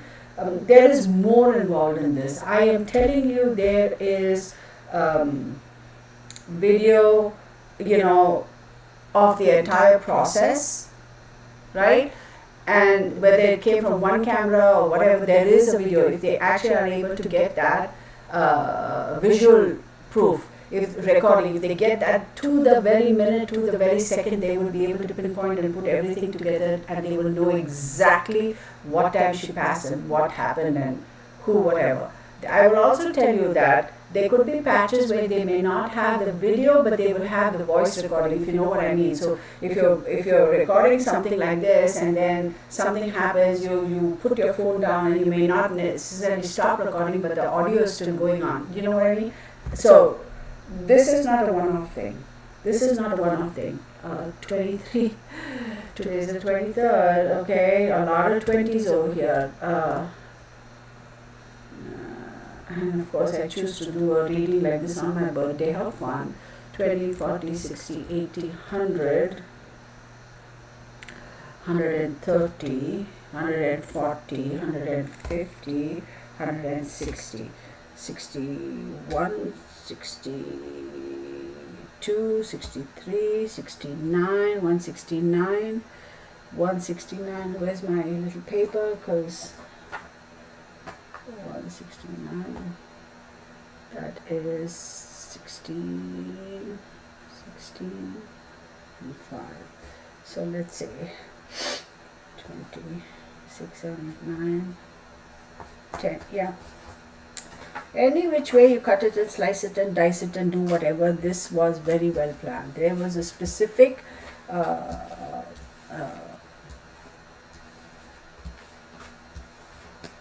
plan. This is how it's going to go. This is how we're going to do. This is how it's going to happen. Yeah, isn't that weird that that a friend would be filming and will other victims have to come out in order for the group to? I absolutely. But I'll tell you this: isn't it weird? Like, okay, you're a guy, all right. You know, a lot of us may have had our best friend could be a male or of the opposite sex. Nothing wrong with that. But as a friend, whether you're man or woman, right? You see two of your other friends like going at each other and having such a big like whatever, right? Physical altercation. Wouldn't you step in and say, hey, come on guys, come on, knock it off, come on, we're all on vacation, let's have fun. I mean, let's think about this later, you know, let's take a moment, let's kind of, you know, take a step back and let's just chill for a little bit. Hey, how about you go to the pool, and how about you go, you know, take a walk, or let's go outside and walk on the beach, or you know, one of you sit here and one of you sit, I mean, not literally sit here, sit there. Let's just why don't you go to your room and just chill for a little bit and let's talk about it. I mean, wouldn't you, isn't it natural for you to kind of diffuse the situation? Because if you claim you're there on a vacation to have a good old time and these two are wailing on each other, this one person is beating up the other, what the hell kind of an individual piece of shit are you to just continue to record and rather than set your dang phone down and say, hey, stop it, come on, enough you guys, like enough, zip it, end it, stop it, right? At least, even if you're not physically going and like involving yourself to say, hey, you guys, come on, separate y'all, at least verbally they, like, what kind of a dirtbag is that individual? I mean, seriously. I'm not going to say, oh, I'm her best friend. Nah, bullshit, dude. You are not. You're just a fucking asshole. And yeah, I let the F-bomb fly, so there you have it. And if you're offended by that, not my problem. Click off. So I do think that it's not just the ones who physically kind of wailed on her, but the onlookers also are responsible for her, right? And if you were not in the same room, let's say of the 6 people, one of them actually was taking a shower, or one of them, well, although I don't see you taking a shower for 8 hours, or one of them, you know, was so drunk or passed out or gone somewhere else or something like that, and you didn't see exactly what happened, if something went down that was so sketchy and so iffy, own up, grow a set and talk to the police and tell them, right? So I'm like, what the hell's going on? So this is not the first time these people have organized something like this, and we all know what stuff like that is called, you know, when they record these kind of incidences. So I wonder if there is a history of this happening. So hey Janet. So, but isn't it sad, like, you know, my parents always used to tell me, you know, growing up, you are the company you keep. You know, in other words, you are a reflection of the company you keep. Now, I'm not saying that she's a bad person. I'm not saying that. But it's like some of us are so trusting, you know, we want a group of friends. We have to, you know, our identities are so tied with certain other individuals. Nothing wrong in having friends, right? Unfortunately, those who you think, you know, have your back may not necessarily have your back. I used to be very, very, very concerned when my kids were, maybe some of you may say I was a helicopter mom. I wasn't a helicopter mom, but I'll tell you this, I never let my boys go and crash or spend the night or stay the night or weekend in somebody else's house. I never let them. I just never let them. I never did. And I would be like, oh, then we'll have to call up. Yeah, y'all call your friends, let them come and sleep here. And I used to be so crazy. Like, if y'all ever get a chance to meet my kids, hopefully someday, they will tell you. I would say, yeah, bring your friends over. And so I would, the guest bedroom and this and that, they were all, and y'all, this is so crazy. Y'all probably think I'm psycho, and for whatever reason, I would sleep in the living room. Like, make sure no doors should be shut. You go to bed, you can't shut the bedroom door. Your bedroom door or the guest bedroom, because there were a bunch of kids, right? Doesn't matter who's sleeping on the spare bed or on the pull-out couch or whatever. You can't shut the bedroom door. The bedroom doors are not going to be shut, and I would be sleeping in the living room. I'd be like, hell no, none of that shit's going to go down under my watch. I was very, very, knock on wood, nothing like that happened. I wasn't like that because something happened. That's not it. But I was very cognizant about all this nonsense that goes on in this world, right? How they, they say these kids who are sexually molested is usually people who you know. And I was like, I am not having that happen. No, you're not going to go spend your weekend with your, family and friends and classmate, and no way, no. I never let it happen. I'm sure my kids growing up, they were like, oh my God, our mom is so crazy. But I'm sure now as adults, they understand like why I was so particular about some things, right? And even when they used to go for their, whatever their sports or those camps that they have, right? I never let them go out of town for camps. Never let them do that. There are enough of camps within the city. You go, I'll come, I'll drop you, I'll stay there, we'll pick you up and go. And yeah, but anyway, that was just me. It's like, and then again, how much can you protect your children, right? Now, for example, you look at her case, she's an adult, she's 25, 26 or something like that, right? She's an adult. So at some point in time, you have to let them fly, right? But as parents, we never stop worrying or being concerned about the safety and security of our kids. Hi, Esmeralda. Good to see you too. And I was so concerned because I am constantly telling, Mark, call your daughter and, tell her to be careful. And even today I was telling him that, and the look on his face like, you're a crazy lady. He didn't say it, but I was like, you never know. Case in point, your own friends, right? Even the Kaneka Jenkins case, her own friends, right? But then again, can we go through life? Does that mean we have to go through life without having any friends, being devoid of friendship? We can't do that because human beings are social creatures. We need that, right? So it's a tough thing, y'all. But like, how can you filter through this, right? So in Lucinda says, my mom was the same way. We weren't allowed to do sleepover or have anyone say, my parents never let me go and stay the night in anybody's house. Not family, not friends, not nothing. Nope. Not happening. You want your friends to come over, bring them home.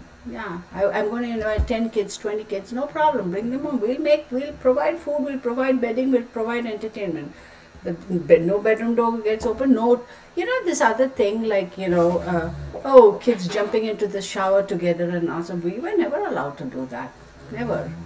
Now, a lot of people will be like, oh, you're just paranoid and, why, what's wrong with that? We were never, as young kids, we were never allowed to jump into the shower together and say, oh, no. That's your private time. You go, you finish your shower, you get dressed, you come out, then somebody else goes. That's how it was. And I was the same way. I'm like, no, you're not going into the shower together with your friends and all that. No. But all right, let's move on with this case. Yeah, it's crazy, y'all. The stuff that goes on. Let me use this other deck for a second over here and see what else pops up. And you're right, organized religion doesn't have to be a particular religion. Religions the world over, organized religion. I mean, lot of BS happens.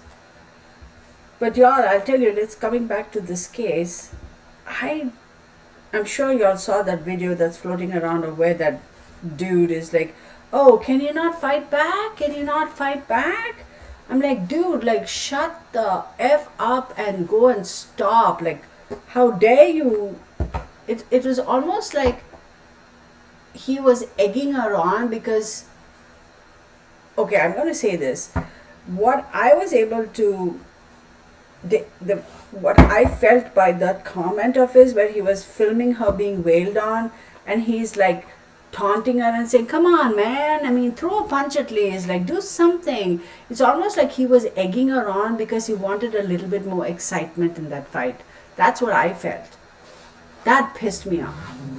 I mean, that was like, wait, Nilda says, yeah, no communal showers.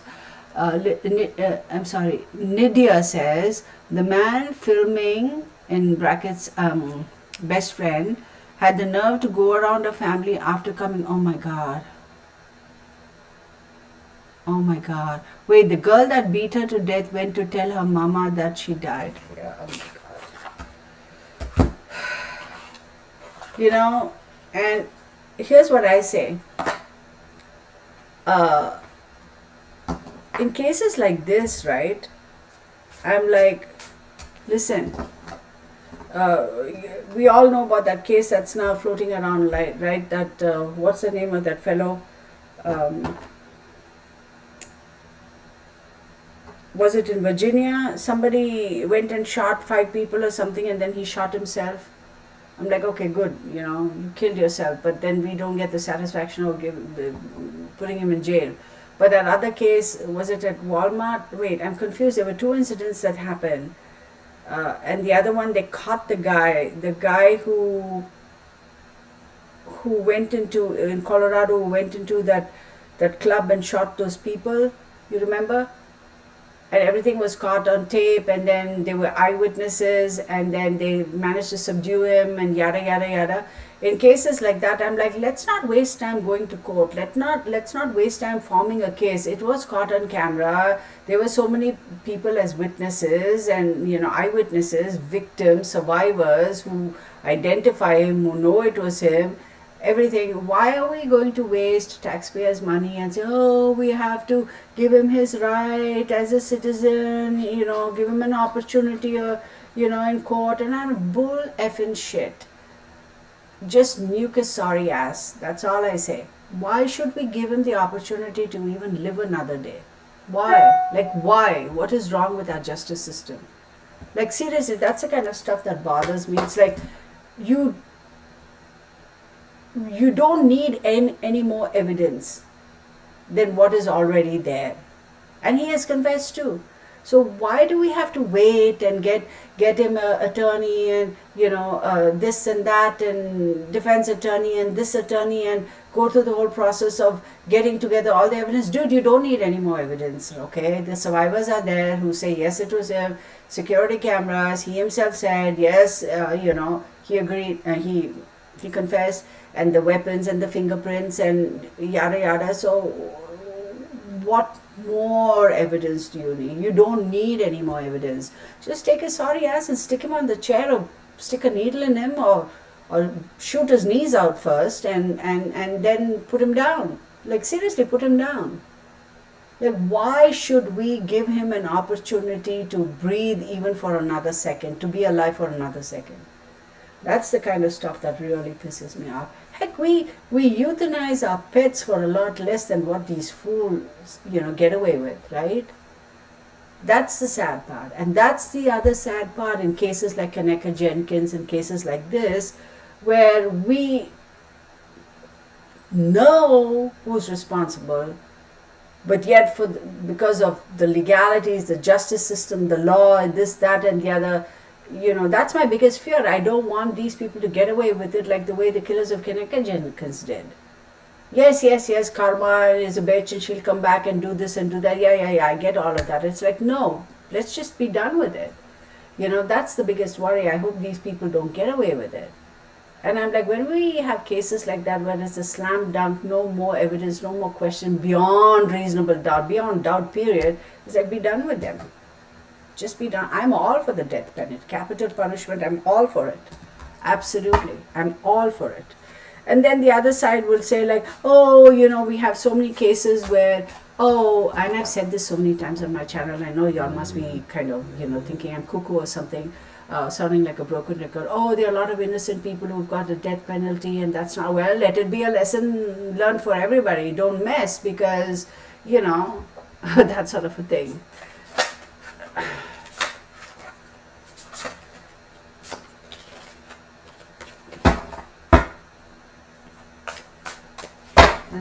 It is the injustice system. Well said, Gypsy Girl. How dare they get to live another minute when innocent people don't have that luxury, right?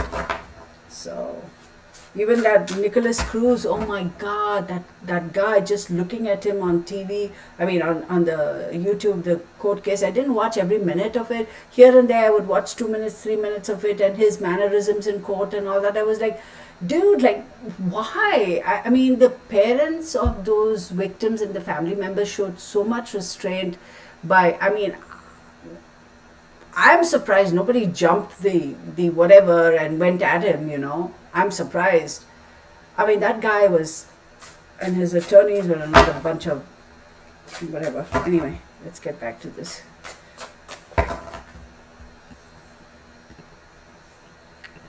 Let's get back to this. Show me what I need to see. Love and Wisdom. Black Magic. Cowardly Actions. Dude, this is so obvious. Longevity.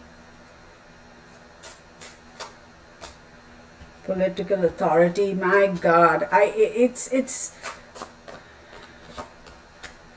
greed. Cards don't lie, y'all. Cards don't lie. Making mistakes. Prosperity. It's all about the money aspect.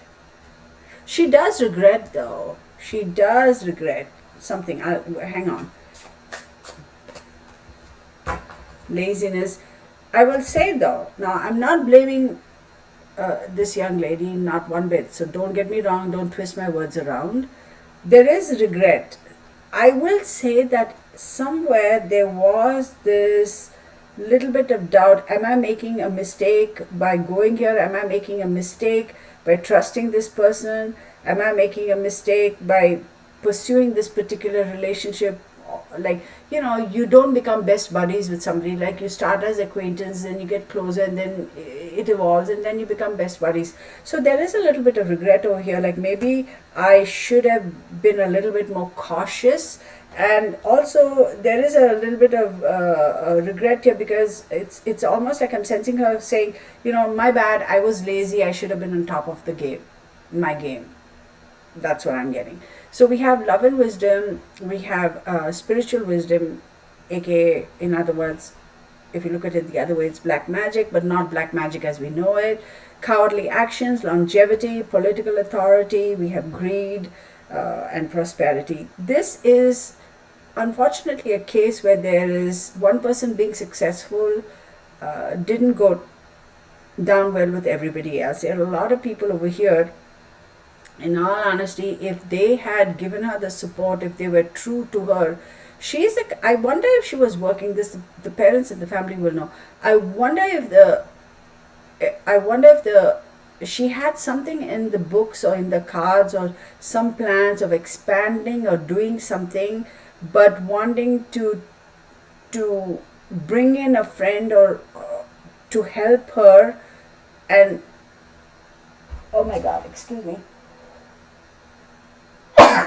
me, like bring in a friend, like rope in a friend and say, hey, I'm planning on doing this, I want to expand this, how about you come and join me so we can go forward and make this bigger. Like, like, I wouldn't say take it as take on a partner, but it's like, hey, you're my friend, why don't you help me, why don't you come and join me and we can both do this. I wonder if there was something like that in the cards. Okay, but unfortunately it's this there is some regret on her side. I should have been a little bit more discerning. I wish I hadn't made those mistakes. There were some signs. I should have paid attention. I was just being lazy. I was like, yeah, I'll deal with it later, have that conversation later type of thing. That's the sad part. Okay.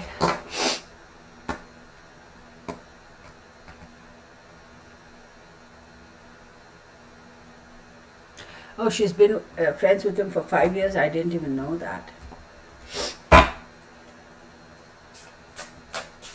Yeah, that Daryl Brooks guy. Oh my God. Oh my God. That guy, I mean, that judge was so patient, so professional. Even the judge for the Nicolas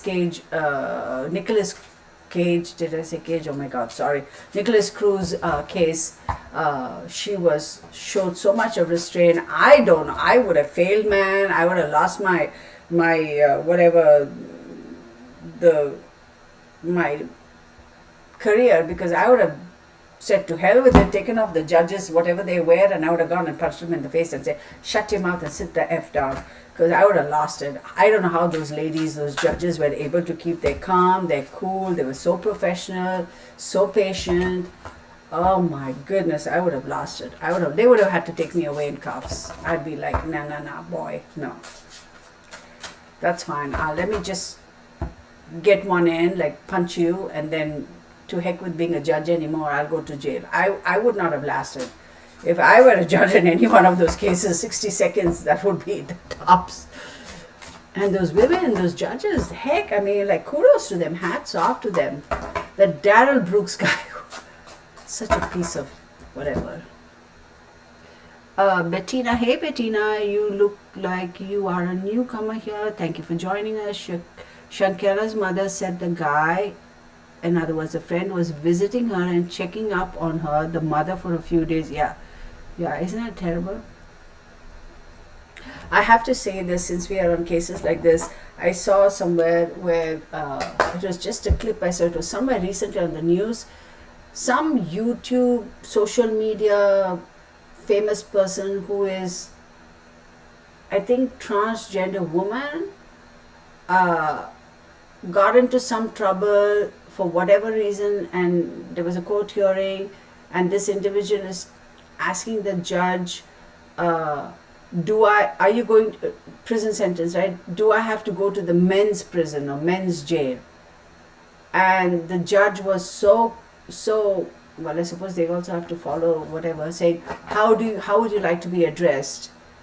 And so this individual said, she and her.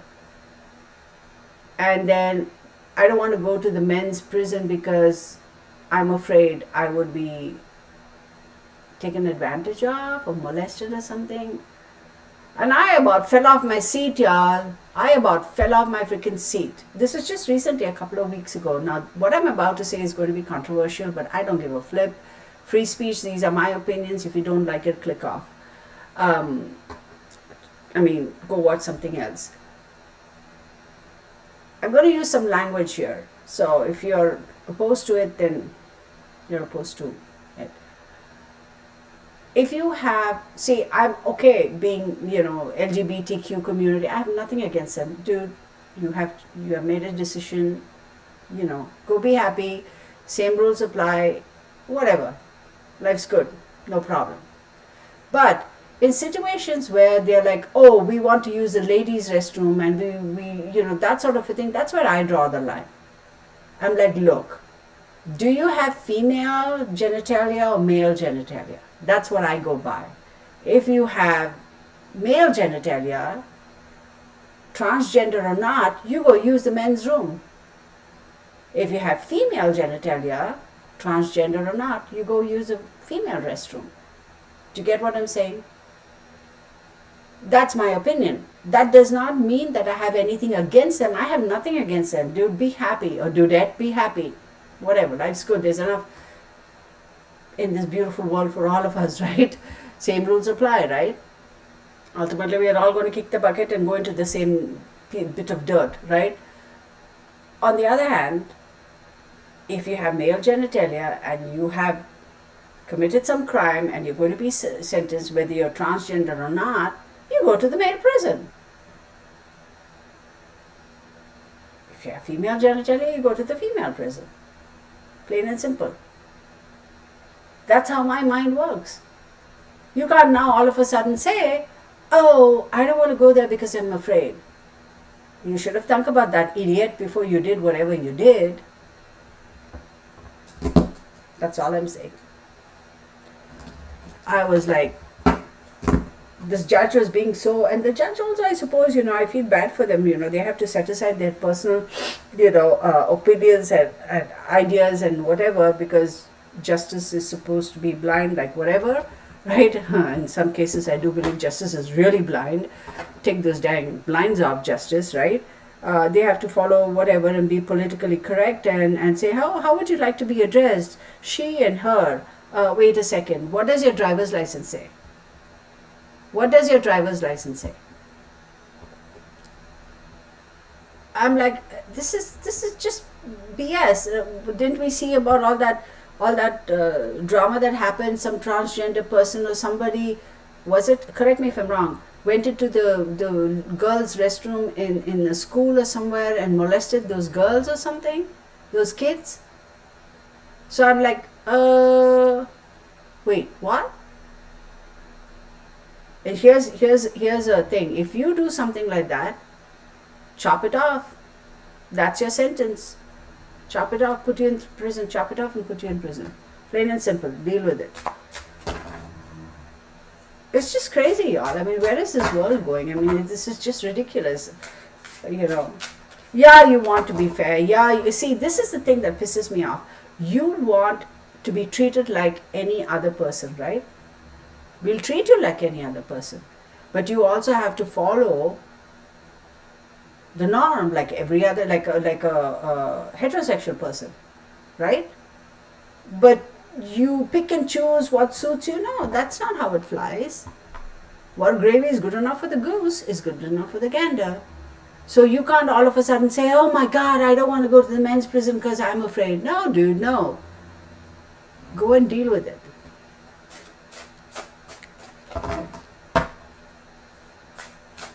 Yeah, why? Like, why? I don't get it.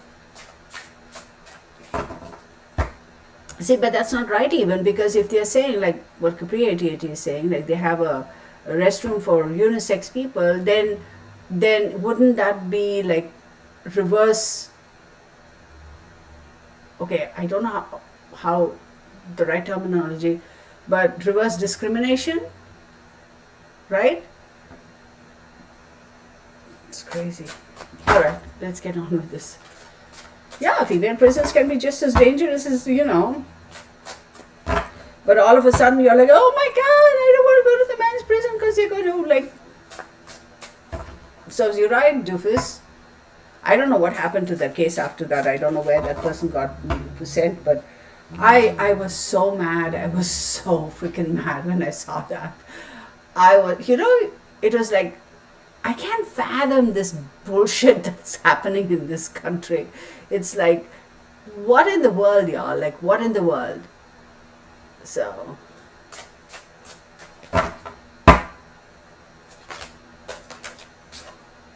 affinity and friendship, perception and revelation.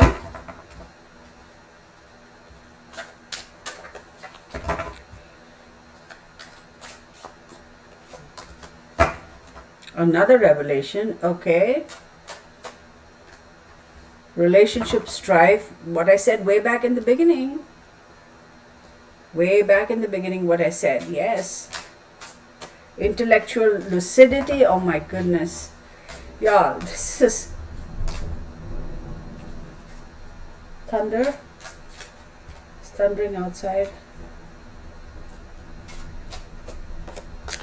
That poor child, I feel so terrible. This is just ridiculous, Oh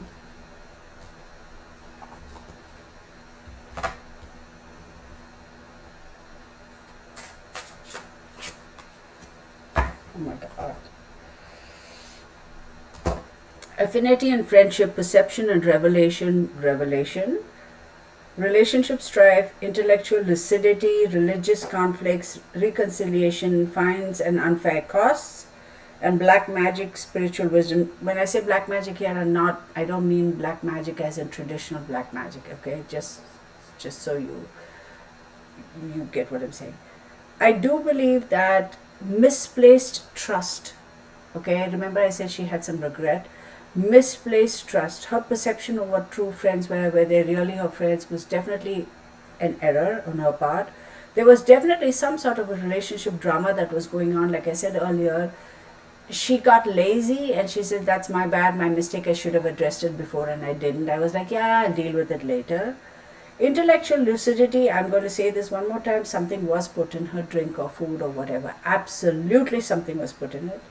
Now, when we talk about religious conflicts, I don't know what her religious leanings are or her faith is, but I will say that there's some sort of a process that she was thinking about. I don't know whether she was, I'm not going to use the word like awakened or anything quite like that, but I wonder if she had any conversations with the family saying, "Hey, you know what, I want to go back to church, or I want to go to church," or something. Maybe she didn't used to go to church for a while, or she never was that kind, or it was almost like something being pushed to do something that she'd been thinking for a while, but she didn't get an opportunity to do that. Could have been like a well, I suppose a reawakening of her beliefs. How sometimes we stray away from, our faith, our religion, what we believe in, and then we come back to it. It's almost like that. And I will say she was also looking forward towards a reconciliation. Now, fines and unfair costs. There is almost an expectation of, no, let me rephrase that. Not almost. This whole process was exacting a price. This is the cost. This is the price you pay for whatever, So the people responsible were like exacting, like, my pound of flesh. I got it. Now there is also a questioning, okay, of spiritual and emotional wisdom. Like, how come I didn't see this before? How come my faith didn't protect me from this? There's some kind of an internal turmoil going there. Only her family will be able to tell us whether there was any talk of, I don't know whether she was baptized or not, or things like that. We don't know, and there's nothing wrong about. I'm not judging her for any of that. That's never my agenda, right? You have your own faith and belief, or you don't, and nothing wrong with that. But was there any such conversation about, maybe I want to go back to church, or move church, or do something related to her faith, or something like that? Whether it was church or some other religion, I don't know. Yeah, people have decided common sense is offensive. I know, isn't that crazy? Okay, so that's so well said. Then we have Crystal Pink say, "Hey, Crystal, you really made me laugh tonight." Bathrooms demands, "Let off steam, you don't need those chill pills." No, it's just a question of, I understand that as the human race, and let's face it, y'all, these, LGBTQ, this, that, and the other didn't just start yesterday or day before. I mean, we've had people who, going way back in history, during the Greeks, the Romans, and this and that, there was always this transgender people or this whatever. All that's fine and dandy. They're human beings. They need to be treated, like everybody else. When you look at another fellow human, it's like you are first a human being and then everything else. It's unfair for us to identify them first based on their sexual orientation or the gender, right? We're just human beings first, all of us. And then everything else follows. That's true, in my opinion. But on the other hand, in certain aspects, you want a little bit of privilege here, and in those aspects, in certain other areas, you don't want to be like, oh, because it's discrimination. No, you can't, it's deal with it. So if you want to have the same playing field, right, then you have the same playing field, right? So get on with it, right? You can't say that, oh, you know what, I want a unisex bathroom and this and that. How? Like how? That's not fair. That's discrimination against the people who are straight or who are not uh, uh, trans or whatever you call it, or bisect, or what, transgender, right? It's discrimination against people who are not transgender. Get on with it. So next, what are they going to start doing? They're going to have separate hospital wards for people of transgender or whatever. How? Like what? That's bullcrap. Absolute bullcrap. Are they going to start with prison saying, oh, we have a separate prison for transgender people only? No, you dude, no. It's got to stop. I mean, yeah, you want the same accommodations, we'll give you the same accommodations across the board. So at some point in time, there was another thing I was watching on the news that, oh my God, this is again another sensitive subject. And you know what? I will talk about this. It was on the news yesterday or day before, yesterday morning, I think, or day before in the morning. These doctors, it was a national news, y'all. Here in America, y'all. I'm not imagining it. I'm in America. I'm in Texas, right? This doctor saying, oh, you know what? Double mastectomy, apparently they make $80,000. And if it is something else, they make $40,000. And that's the money the doctors and the doctors make or the hospitals make or whatever. I don't know how they break it up. And I've said this once, I've said this 20 times. When you are your biggest advocate, you're your only advocate, you're your best advocate. When you go to a doctor's office and you have an appointment for 10:15 a.m., you show up at 20 minutes earlier and you check in and you wait and you wait and you wait. 2 hours later, the doctor still hasn't called you in. Okay? But then, God forbid, you miss an appointment or you're 15 minutes late. Oh, no, we can't see you. No, we can't see you. But we're going to charge you because you were late. I'm sorry, we can't see you. Well, bull effing shit. My time is worth something too. And first and foremost, ding dong, ding along. You are making money off of me. You get to go home being a millionaire, have your fancy Porsche cars and fancy cars and your multi-million-dollar home, because you get to make money off of me as a patient and off of my health insurance that I'm paying for, right? Now, don't get me wrong. I understand you went to school, medical school, you studied for 12. Now, y'all, full disclosure, I have a lot of doctors in my family, okay? So you went for 15 years, you studied in med school and this and that and all that, I get all of that.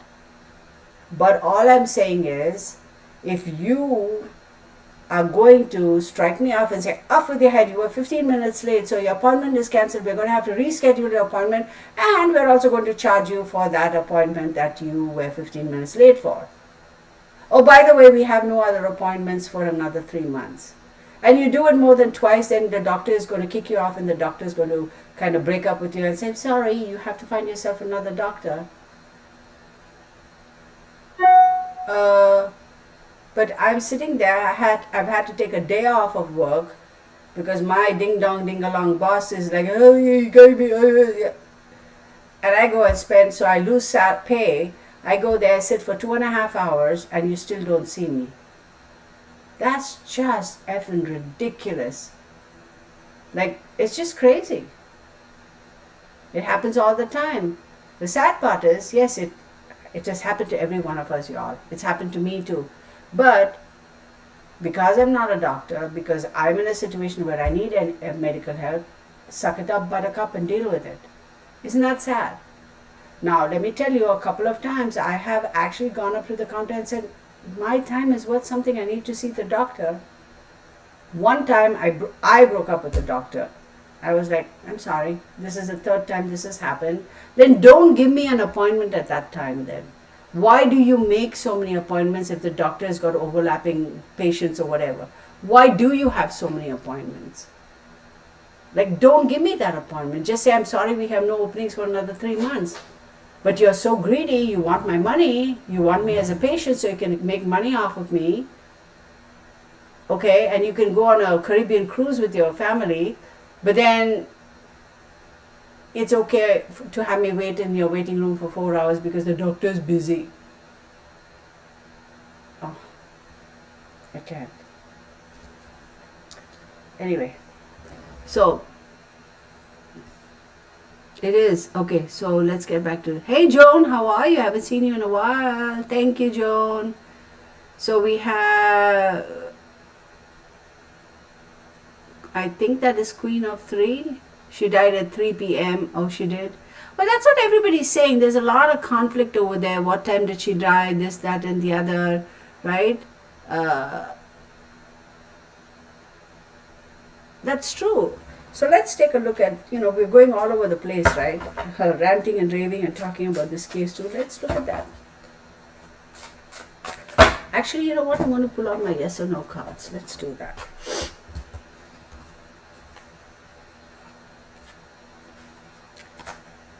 Hey, thank you, girl.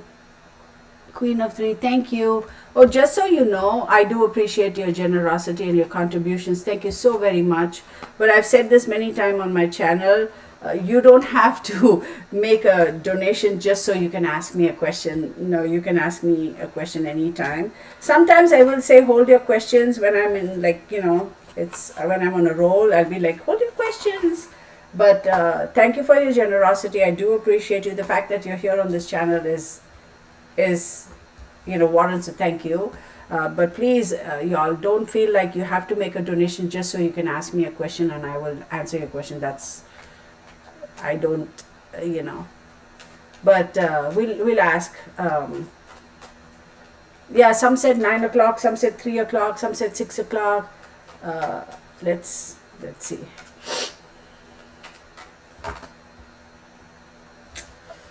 So terrible. Thank you for joining us, though, Queen of Three. I do appreciate you joining us. Excuse me.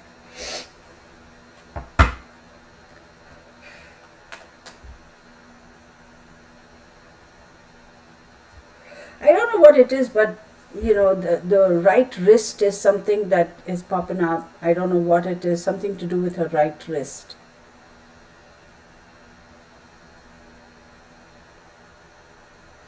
Okay, let's see. Yes, Afro-Human, today is my birthday. Yes, ma'am.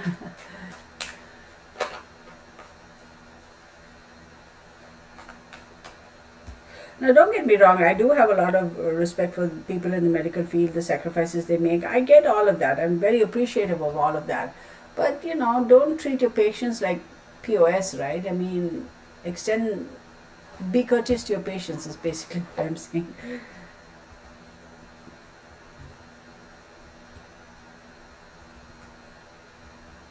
Okay.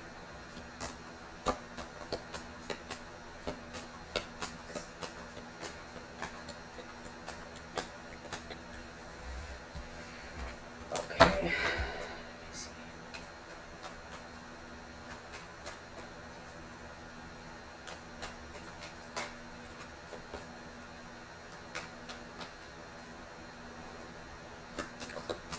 Okay, they want me to shuffle again. Let me do.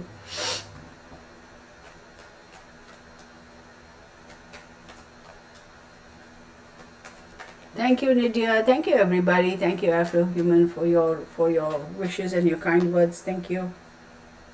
Okay. 3, 4, 5, 6, 7, 8, 9, 10, 11, 12, 13. Yeah. Okay. So.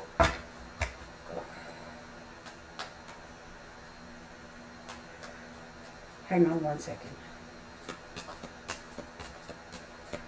6, 7, 8, 9, 10, 11, 12, 13. I'm going to say that it's almost like she died and she was resuscitated, and the pulse got back and then she died. So do you get what I'm saying? But I will tell you that two queens, a king,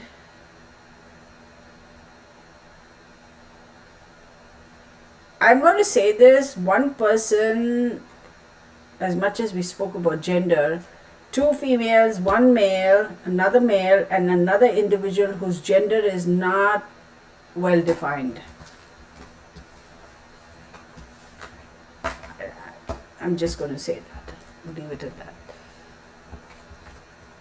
Just found out there was a restaurant issue today from Mexico for those other four people that are. Oh, really? I don't know what that is. Never heard of that.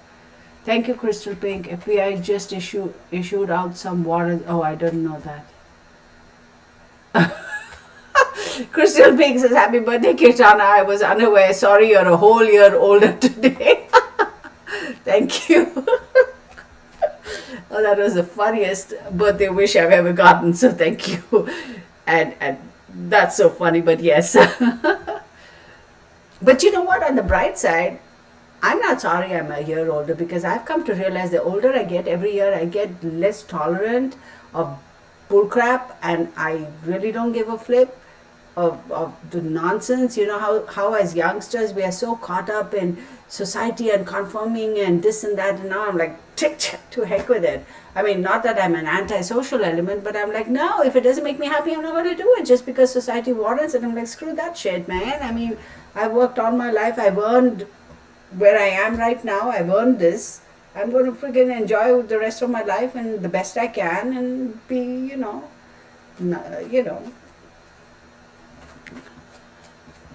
Like, remember how I used to be all about not letting F-bombs fly on my channel, and today, oh my goodness, how many times have I said it? I mean, not that I'm purposefully wanting to be like a rebel or anything like that, but sugar, spice, and everything nice. That's a cool name. Happy birthday. Oh, she goes, I was a whole year older yesterday. Well, happy birthday to you.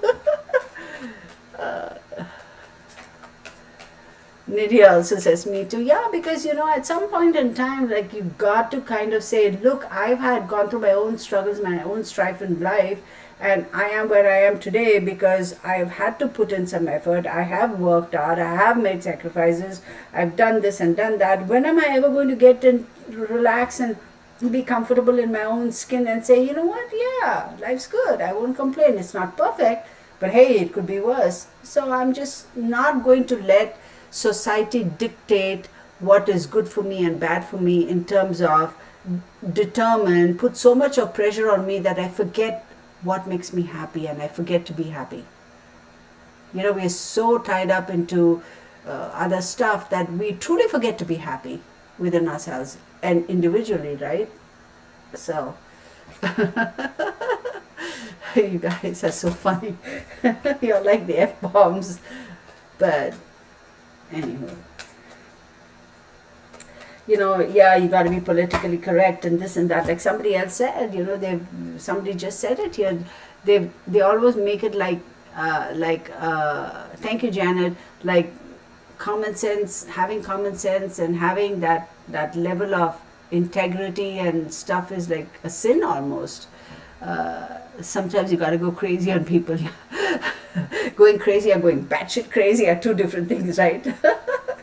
But when we say that, but you can't say go crazy. Oh my God, you can't say, you girl, Carla. No. You can't say crazy because, oh my God, women, I mean, crazy women. Oh no, because Meghan Markle says, oh, it's a bad thing. Did any of y'all look into that whole drama that's going on about that cuckoo woman? I mean, she's totally cuckoo, y'all. Meghan Markle and her, what do they call it? Her archetypes or some bullcrap. She's another one, man, who really needs to have a head check. Like, calling a woman crazy or labeling her a crazy woman is like, so this or that. Well, if you're crazy, you're crazy. If you behave like a crazy person, then you're crazy. So what's wrong in saying that? Why are you offended? Like, why are you so defensive, right? It's like ridiculous. You're crazy, you're crazy. But that doesn't mean that, what was that thing she said? She said, I didn't hear it, but the whole thing, but she said, if you're a go-getter and if you have goals and if you are wanting to accomplish things, and if you are like, you're called aggressive and you're called crazy, and they say crazy women are difficult. Well, I'm a woman, I can say this. Y'all, we all know. We've all had one aunt or cousin or third cousin or fifth cousin removed from somewhere, who's really batshit crazy female, right? We have all had or known of or know of somebody like that in our life, right? Be it a co-worker, be it a co-worker's somewhere, or neighbor, or you're just batshit crazy. That doesn't mean that, oh, you're a go-getter and you're what is that? You have goals and you are aggressive at work, and so they don't know what else to say, so they just label you crazy. Some shit like that. I'm like, dude, shut up and sit down, and you are crazy. You just hush your mouth and sit down. Like, what are you talking about? Oh, whatever. If you're a crazy woman, you're a crazy woman. End of story. So it's like, what does she say? They don't know what else to call you, particularly if you are like, competitive at work and all that stuff. They just label you as crazy. No, woman, Meghan Markle, they call you crazy because you are legit crazy. You're not competitive. You're not nothing. You're just legit crazy, psycho. So that's why they call you crazy. Why are you offended? Keep quiet and sit down. Have a seat and stay seated. Crystal Pink says, I think our government are giving her enough rope. Who? Meghan Markle? She's a psycho. Completely psycho. Lucinda says, not older, just wiser. Okay. Did any of y'all watch that video, the reading I had done for Meghan Markle and Henry? Well, his real name is Henry. They call him Harry. I had said they were heading to Splitsville. I think I said 4 to 7 years or something like that. And somebody sent me an email, when I was on my travel, and one of the emails that I didn't read for the longest time. I finally got caught up with all of that. They said, oh my God, in that video you said, and it's played out exactly. And I was like, I should go back and watch it. But yeah, I wouldn't be surprised if he actually reconnects with somebody from his past. I really wouldn't be surprised. Okay, what else do we need to see, Shanquella?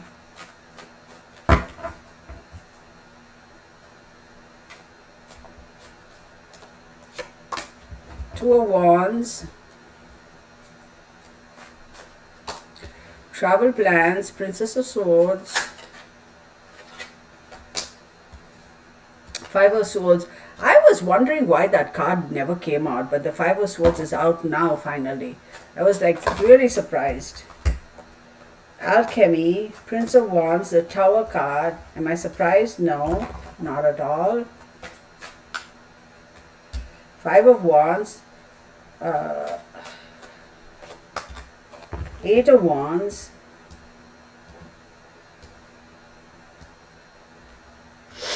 if I could get away from this, I would get away. I've learned my lesson and I would do a complete 180 as far as my life and my career is concerned.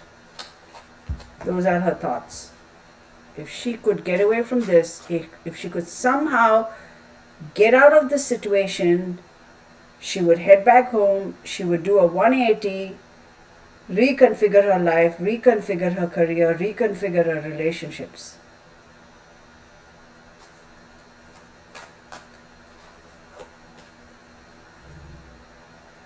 Two of Wands, you start with the Two of Wands and end with the Two of Coins. Definitely she was thinking of travel plans, options, to a getaway, to a make a decision. Okay, compromise and make a decision, no. But definitely choices, weighing the pros and cons, definitely thinking of getting away, wanting to move away. Princess of Swords, a little bit stubborn, a little bit headstrong. Also, I will say, she was really thinking, please, if I get out of this situation, I'm going to extricate myself as quickly and as nicely as I possibly can from this situation. And when I go back, I am going to have to do a complete restructure. Five of Swords. So Five of Swords, violence, threatening relationships, abuse. And then we have alchemy. Alchemy is temperance. It's a Sagittarius card, Jupiter card. I'm going to have to find balance, reconfigure, rebalance. Prince of Wands. Okay? This is, I don't know if she had a boyfriend or she had a love interest. She has some regard for him. Great need to want to go back. She felt balanced. She felt, well, that sounds very romantic, but yeah, I guess. She felt like there were a good balance of energies that she shared with him. The Tower card, unfortunately, it was not going to happen. See, the Tower card is Mars, disillusionment of a contract, disillusionment of a relationship, right? It's crumbling of a structure. They were not going to let it happen. Five of Wands. Five of Wands does talk about challenges, obstacles. Eight of Wands. I'm going to have to rethink and refocus and go back to the drawing board and continue to work. Two of Coins. Continue to work in terms of my craftsmanship, make a decision, weigh the pros and cons. Y'all, I'm telling you, like I said earlier, there's some sort of an underlying current over here, underlying situation that would have caused this. Could have been a competitor even for a certain individual's affections. That's a possibility that could have also added fuel to the fire. Very unfortunate. What, Doofy? I'm not going for a walk. I have my Saint Bernard, my sidekick, sitting here making googly eyes at me. I'm like, no, I'm not going. I'm not getting up. Wait, whoa, I missed something. That's true, crazy people don't know. And it goes, they were supposed to, Gypsy Girl goes, yeah, and stay seated. Queen of Three says they were supposed to go skinny dipping, did not know that. That's why she was naked. Well, yeah, they will break up. They will head to Splitsville, Nydia.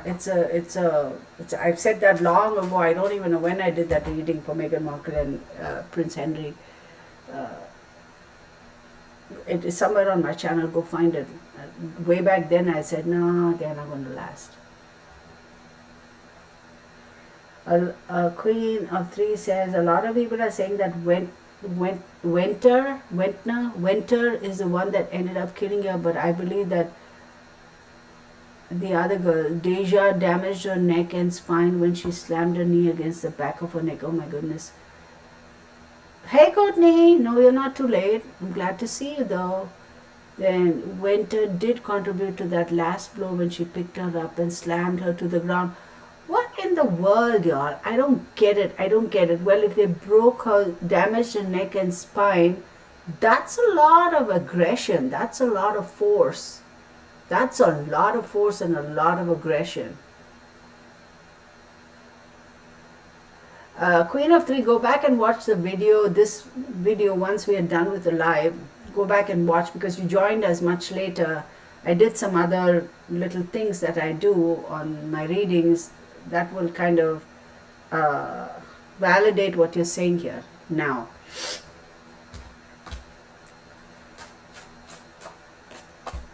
Six of Cups. A lot of remorse, a lot of shoulda, coulda, woulda.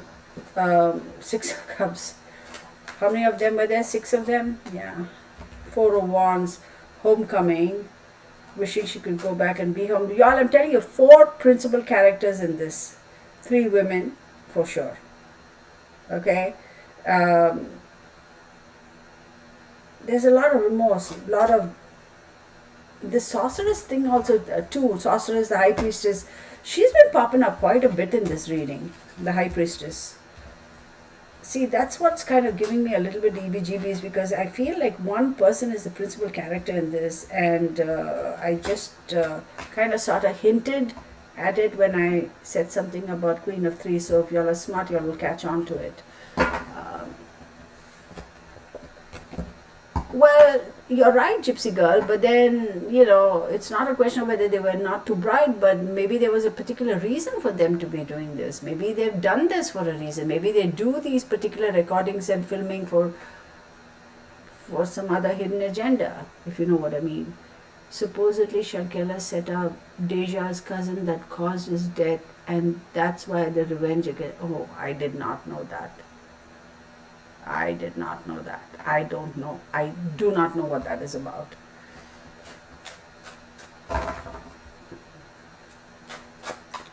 I don't know what that's all about. So it was revenge. See, in the beginning, we got this revenge card quite a bit, didn't we? Isn't it interesting how that works out? Oopsie.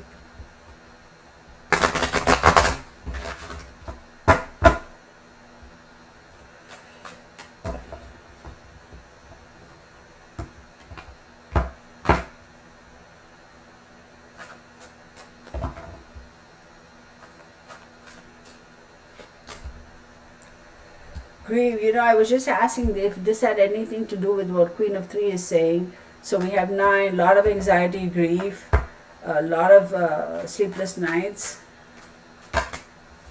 See, but then again, like what I just said, I put back those cards though, where I said, like, if I can only extract or extricate myself from this particular situation, I can go back and reconsider, reconfigure, restructure my life, my career, my relationships. Did I not just say that before she put this up? So maybe, the Fool card followed by the World card. Wow, 9 of Swords, Fool card and the World card.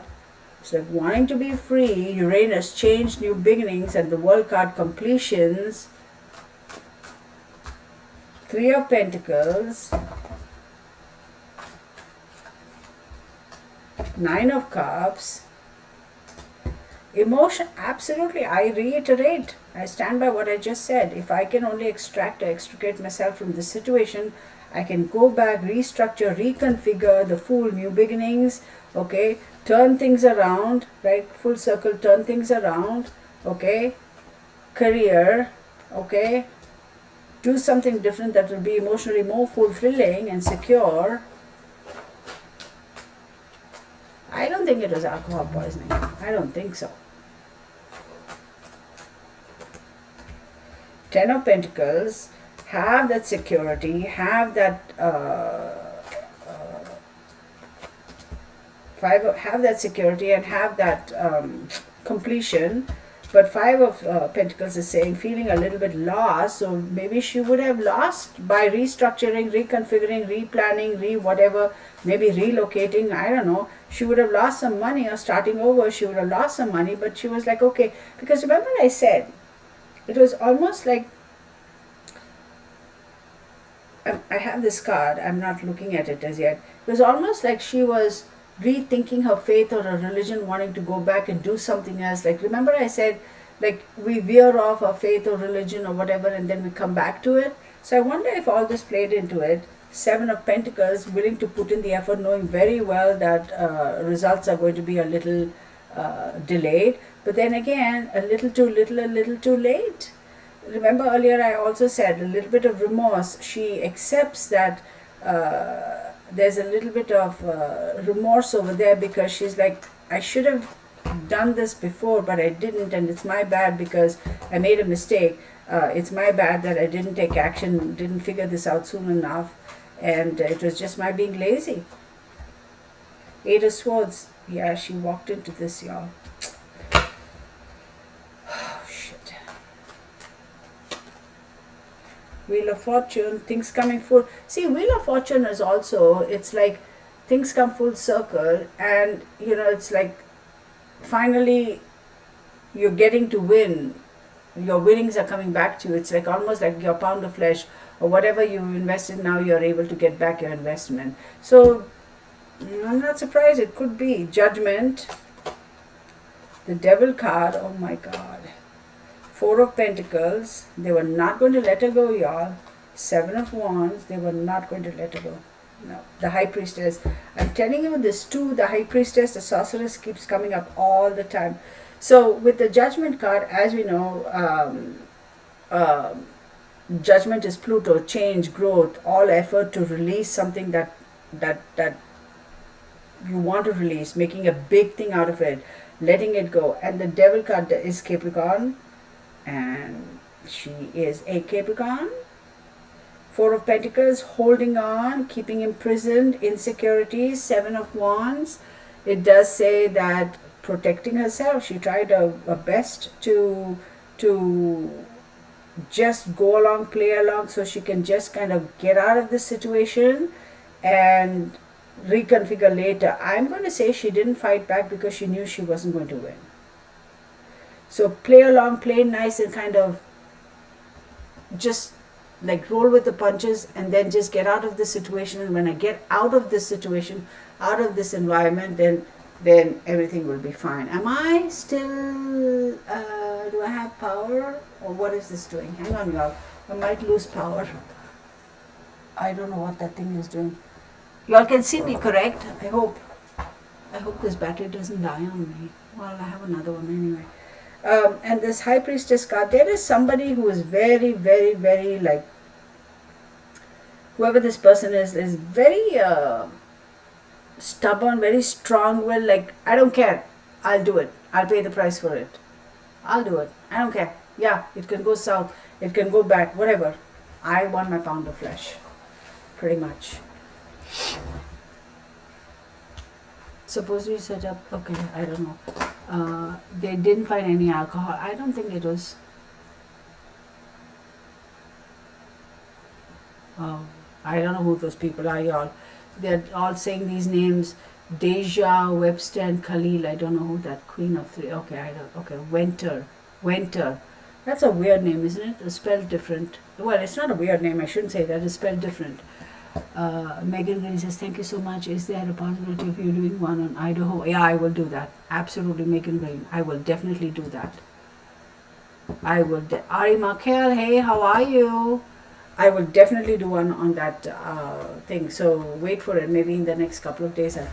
I don't know if I'll do a live. I just don't know. Maybe I'll do a live on Saturday. So I was going to say, just to touch quickly on this,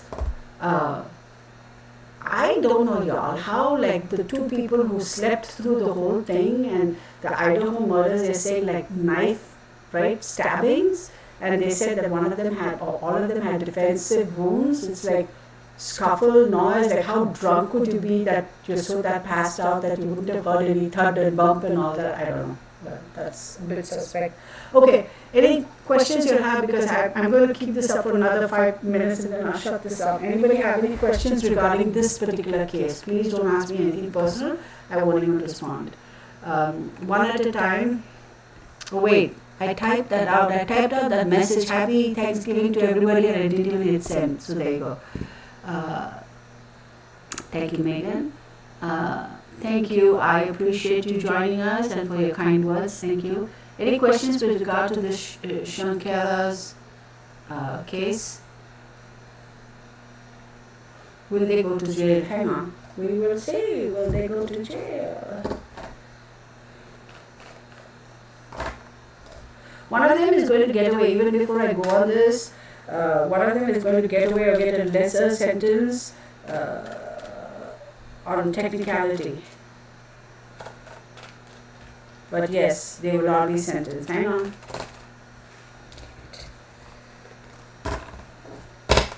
Hang on. Shoot.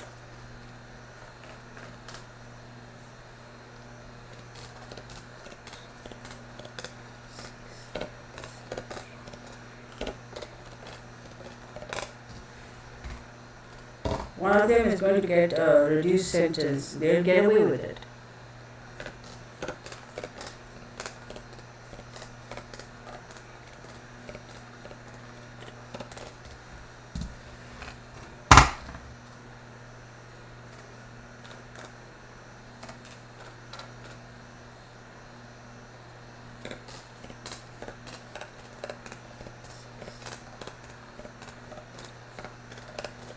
Yeah, this is so weird.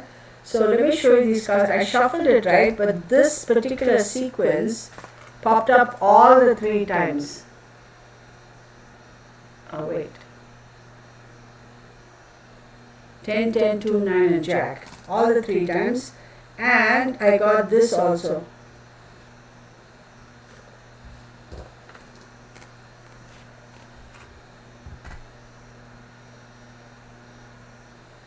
Remember I said 4 people?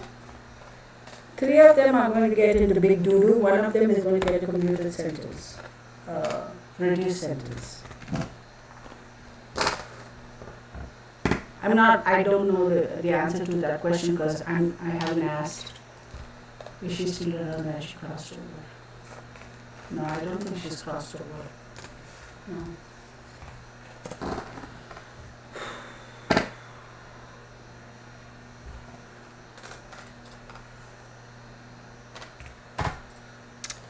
Alright, not bad. Let's do this.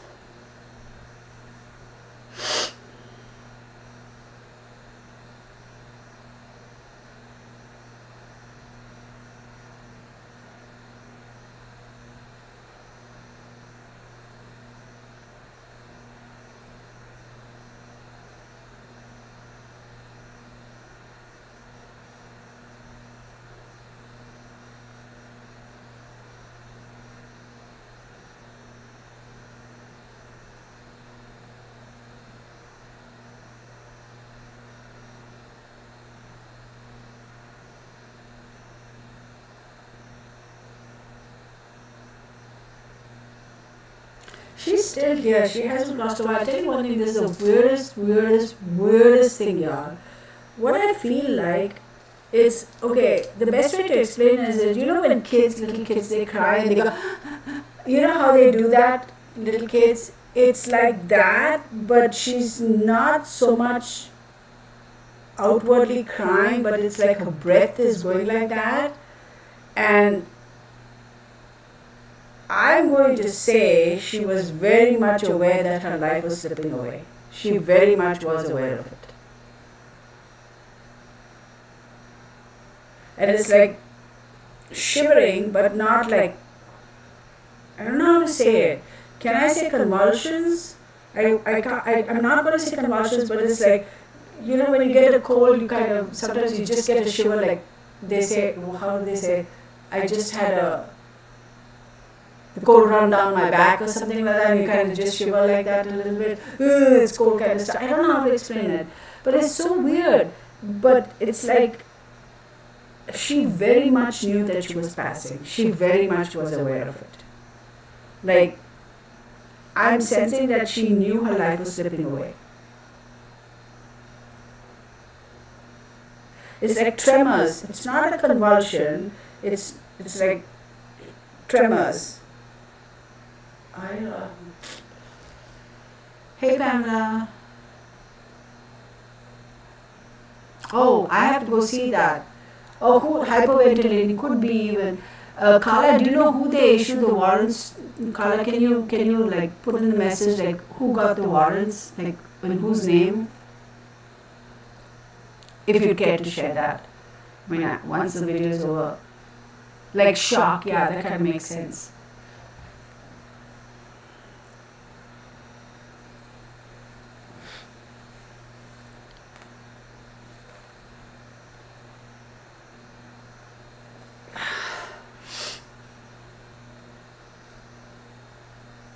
I don't know. Everyone that was involved, Carla says everyone that was involved, okay. Well, I'm going to have to go and watch the news and see whose name they issued the warrants to. 4, as I said, that 4 pops out. So, 4 people maybe. I want to say 4 of them are principal characters in this. Okay, let's stop this because... she was the whole group that went to Cabo. They may have issued warrants to arrest warrants, maybe to bring them in and question them all, but I'm going to still stick to it and say 4 people are the principal characters. 4 of them are going to like the principal characters. But now you watch, everybody's going to be like, oh, I'm so sorry. Well, no kidding, Sherlock. Right? You're not sorry that she passed, you're just sorry that you got caught, you douchebag. Particularly that fellow was filming and saying, oh, can you not at least throw a punch? I'm like, dude, seriously, like, what the hell? Like, what the heck did you eat for breakfast? A bowl of evil every day? That's the most horrendous thing, like, I don't get that. What kind of a person would do that? But apparently, that douchebag. So, anyhow. All right, y'all, I'm going to call it a night. Thank you so much for joining me. I know this was not announced or whatever. I will do a reading again for somebody had asked, Jean Hollow. Yeah, I will. I did say I will, and I just never got around. And I'll also do a reading for the Idaho murders. Maybe on Saturday I'll put up a video. I don't know if I'll do a live or whatever. I haven't decided, but I will. So thank you so much for joining me, everyone. Thank you for your kind words. Thank you to the Real Family for your support. Those of you who are new, I appreciate you dropping by. Please do visit my website, www.therealtarot1123.com. I do personal readings. If you go on there, you can see the different kind of readings I do and the subscriptions and how the charges, the fees, etc. I also do astrology. So email me. My email address is in the description box. Although my astrology channel, I haven't posted anything in a while. I'm going to start that back properly this time. I was a little scattered over there simply because I had so much on my plate and that was bad timing on my part. So I kind of dialed it back completely, but I'm going to restart that. And I also want to say that I don't think I will do Friday lives anymore because, everybody, end of the work week, you want to go out, have dinner, this, that, and the other. Maybe I'll do Saturday lives if I do. But then again, I'm not going to go back to my old schedule where I was doing a live every day or posting videos every day. That just got too much for me. So thank you so very much for your support. Have a wonderful, blessed day. Have a wonderful Thanksgiving. Stay safe and take care. Much love to all of y'all, all right? Bye for now, everybody. Good night, everybody. Happy Thanksgiving. What do we say? We say 10-4, correct? Blessed be y'all. All right, take care. All right, thank you, everybody. Gotta go. Okay. All right, bye, everybody. Take care. All right, let's end that stream. We ended it.